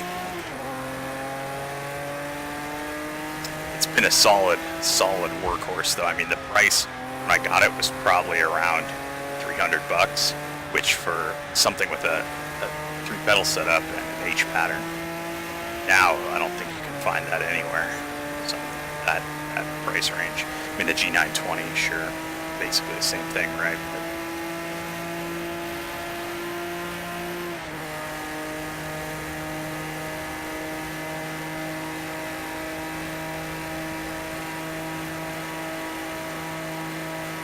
the 9 somethings, it's like 932, it says is potential. There's a ton of temp down the straight here, of course.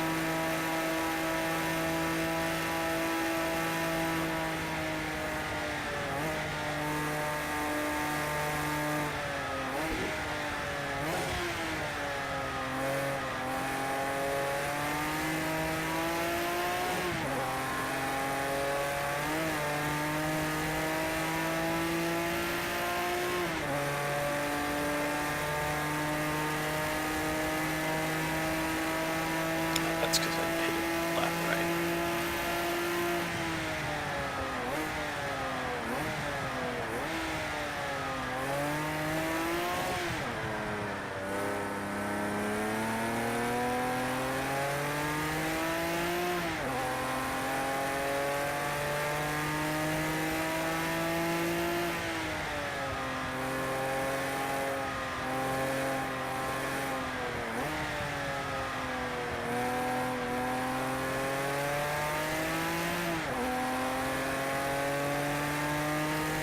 Yeah, that's not a bad price at all.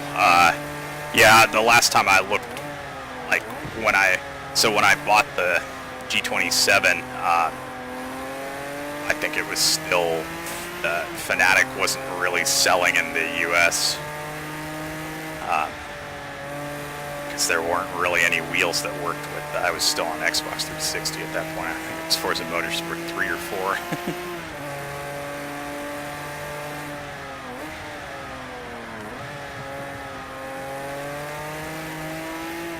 That's a pretty reasonable price for a setup.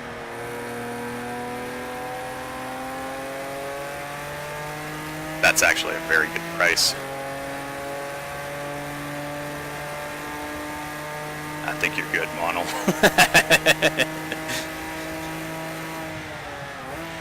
I think all the childrens have run off.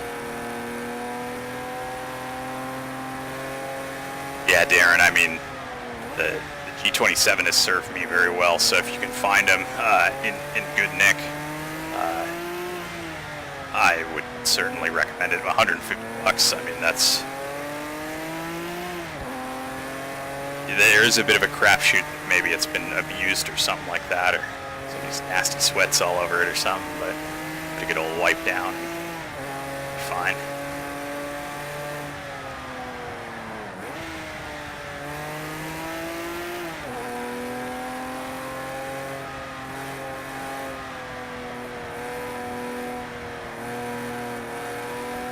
as long as it's fully working. I mean, the biggest complaint I have with the brake pedal sucks, but yeah, other than that, it's just, it doesn't really suck that bad. You just have to tune it to it and get used to it. There's some people who do a mod for it that adds like a little rubber stopper type thing to help keep it. It tends to be almost full pressure when you're not all the way at the stop, so if you add your own stop to it, it comes out a bit. I haven't done that yet, but it is nice. The pedal plates move quite easily too, so I can switch between setting it up for left foot braking for like a modern GT3, or like for this I have to heel and toe, so I can set the brake and the gas close together.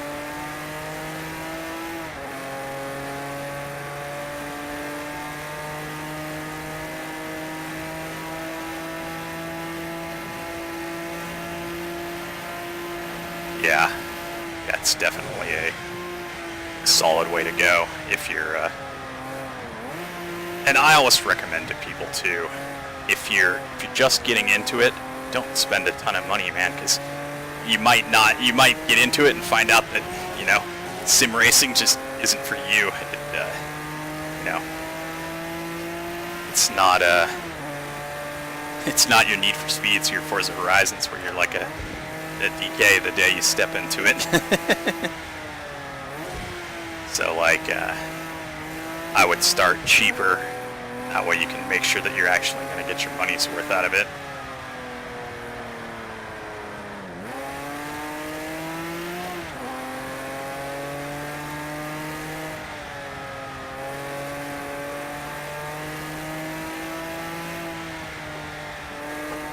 It's definitely, I mean, I started out Gran Turismo 3 and 4 with a G25 essentially, whatever, Logitech driving force, 2-pedal setup. That thing lasted a long time, but then I think I need to clean the contacts on it. I still have it at my parents' house.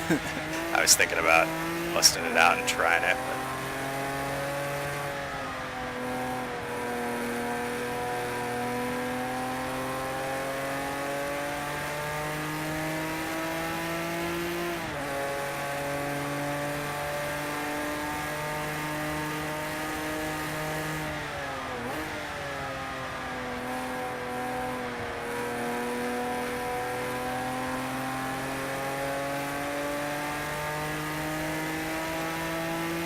I have to say, the sound of this engine just never gets old, man. It's good. Doesn't quite have the grunt back up the noise, but like I couldn't really kick it on the power. I couldn't kick the rear end out that much, but that's partly 911, right, with all the weight there.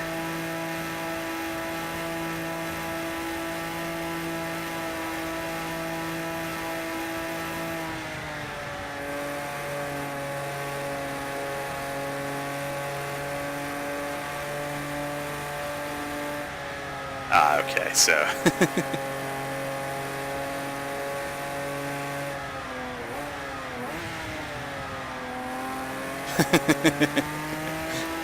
use it till it dies, basically. Yeah, I've been pretty happy with all the cables on this. They're quite robust.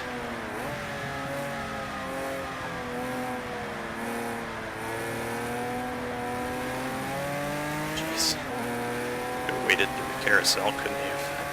Thought I heard something.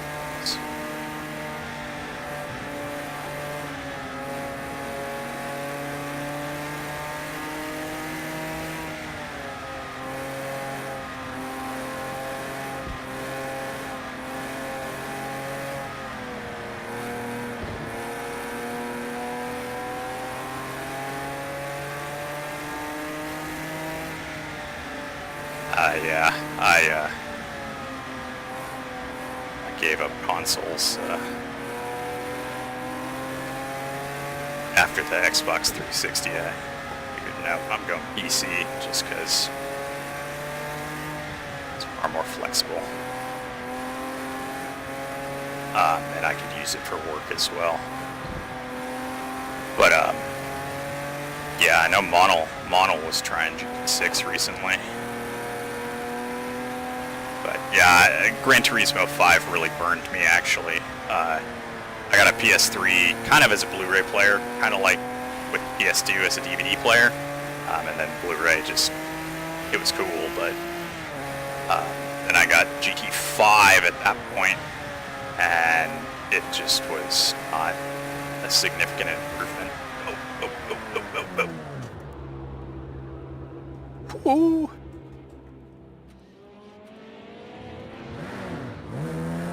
It's a terrifying place.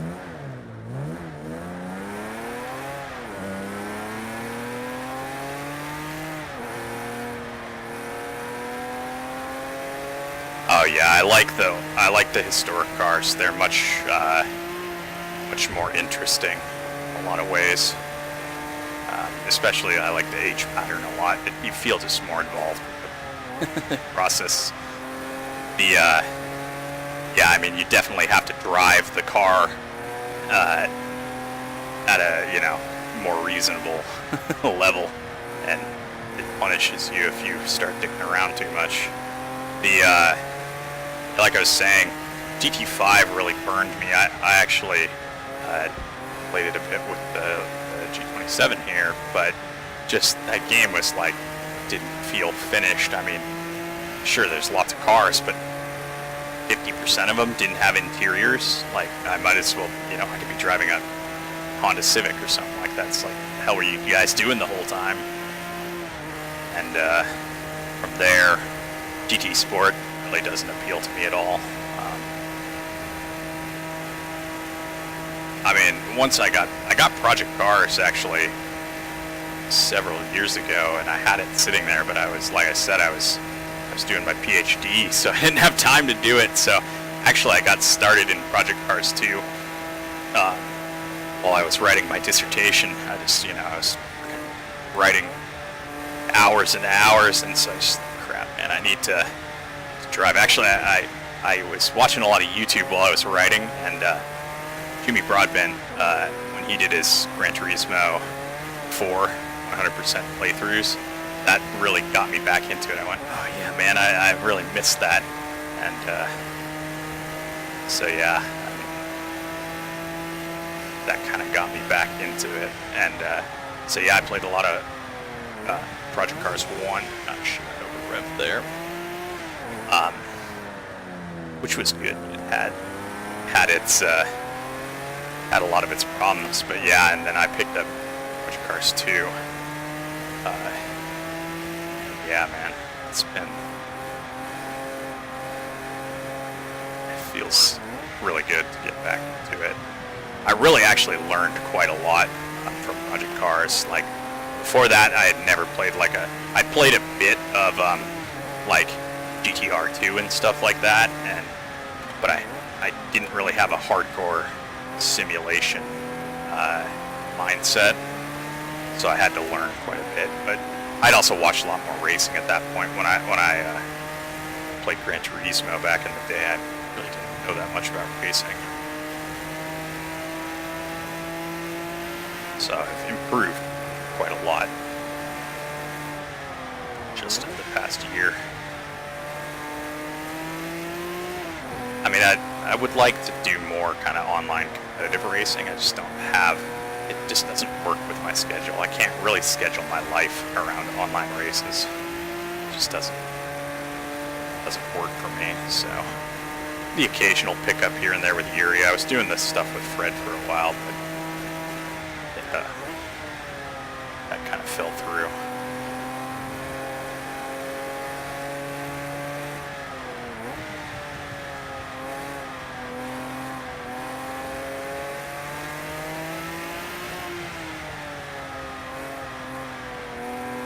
Yeah, I would say that's pretty accurate, actually. Assetto Corsa, I find it seems like people tend to drive a lot of road cars in it, and I don't think the racing kind of engine in it is as refined here. That's the big thing about this, is it's not ultimately flexible. I think you could probably do a bit more with R Factor 2. Like, you know, ultimate freedom of what kind of cars you have in there and conditions and classes and stuff like that. But for the price and the investment, right? There's a time investment in something like R Factor where you have to deal with a lot of mod content, which doesn't always work right. And this is just like a very good turnkey solution to go racing. And it's got a fantastic car list. Historic cars are my favorites. I haven't really even touched the road cars. I don't know, I don't drive road cars really. I want a racing machine just because road cars they're built for the road, right? So they're not really racing machines, so they have lots of flaws that tend to be kind of annoying. But you have to drive around. I mean, there's a challenge to it, of course, but...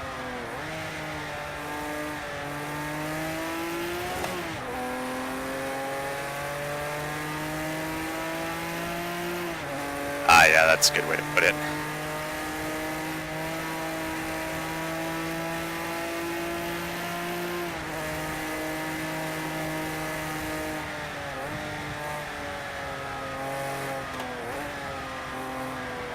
Cleaner this time here.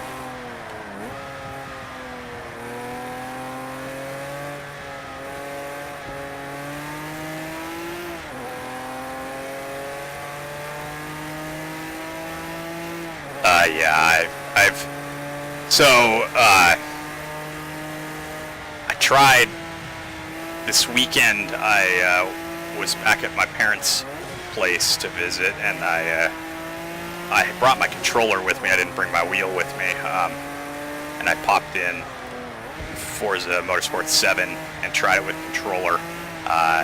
It was almost undrivable for me with controller, but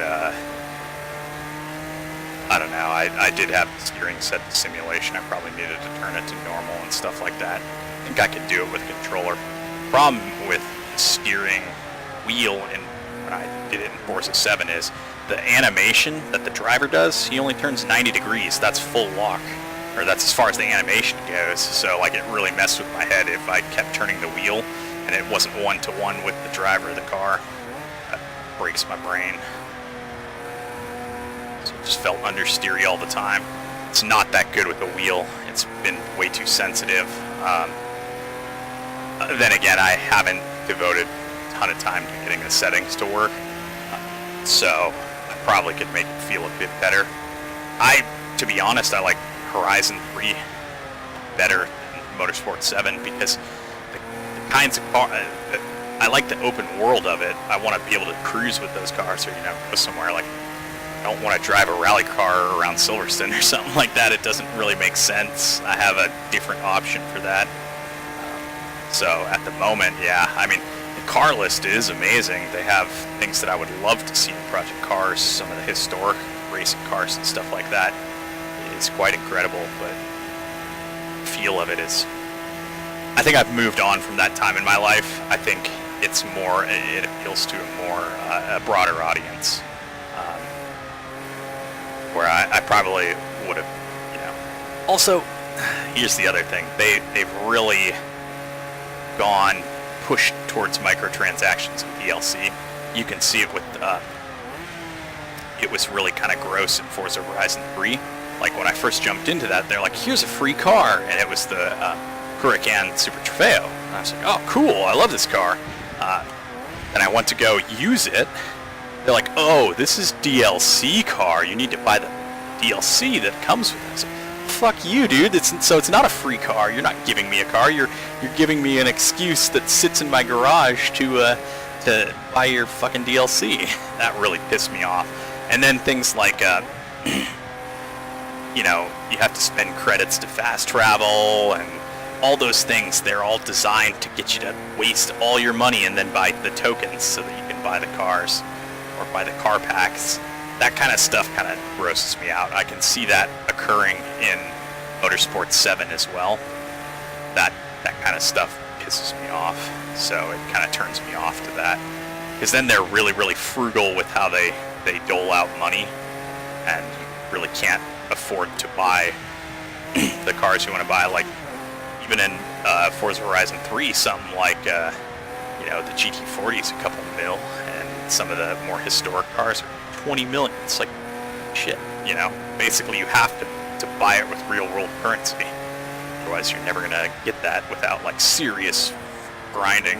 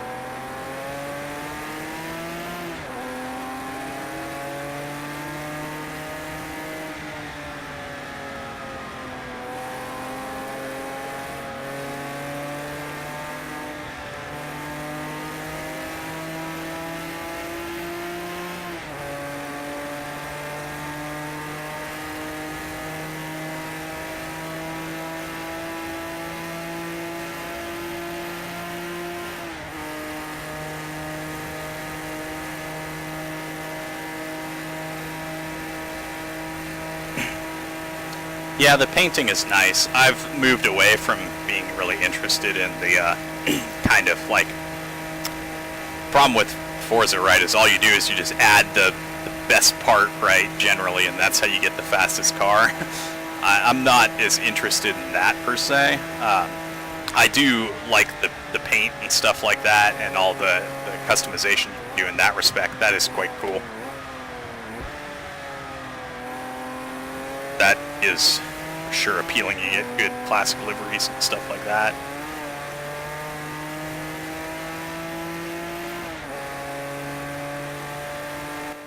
Whew, baby, jeez.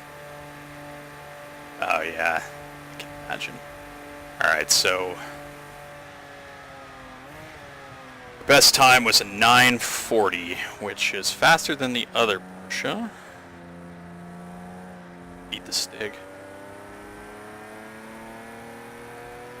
So not bad, but like the E-types, damn, they're fast. They're 30 seconds, a lot faster than us. Well, we'll see. I think I'm going to call it a day there. That was a... it's actually a bit of work, but that was about 2 hours, wasn't it? So I mean, do that one more time, and you got a 4-hour race. I think maybe I'll give this a try. And not the most exciting car. I could probably throw some more cars on track as well. Yeah, you too, Todd. Thanks everybody for watching. I will catch you all later. Probably this Sunday I might be on. I'll follow me on Twitter. I'll make sure to let everybody know what the plans are. And yeah, hope to see you all there. Maybe do a little 4-hour race here at the ring. If not, I'll probably be back Monday. Thank you all for watching, and I hope you have a good day, night, whatever it is. See you all later.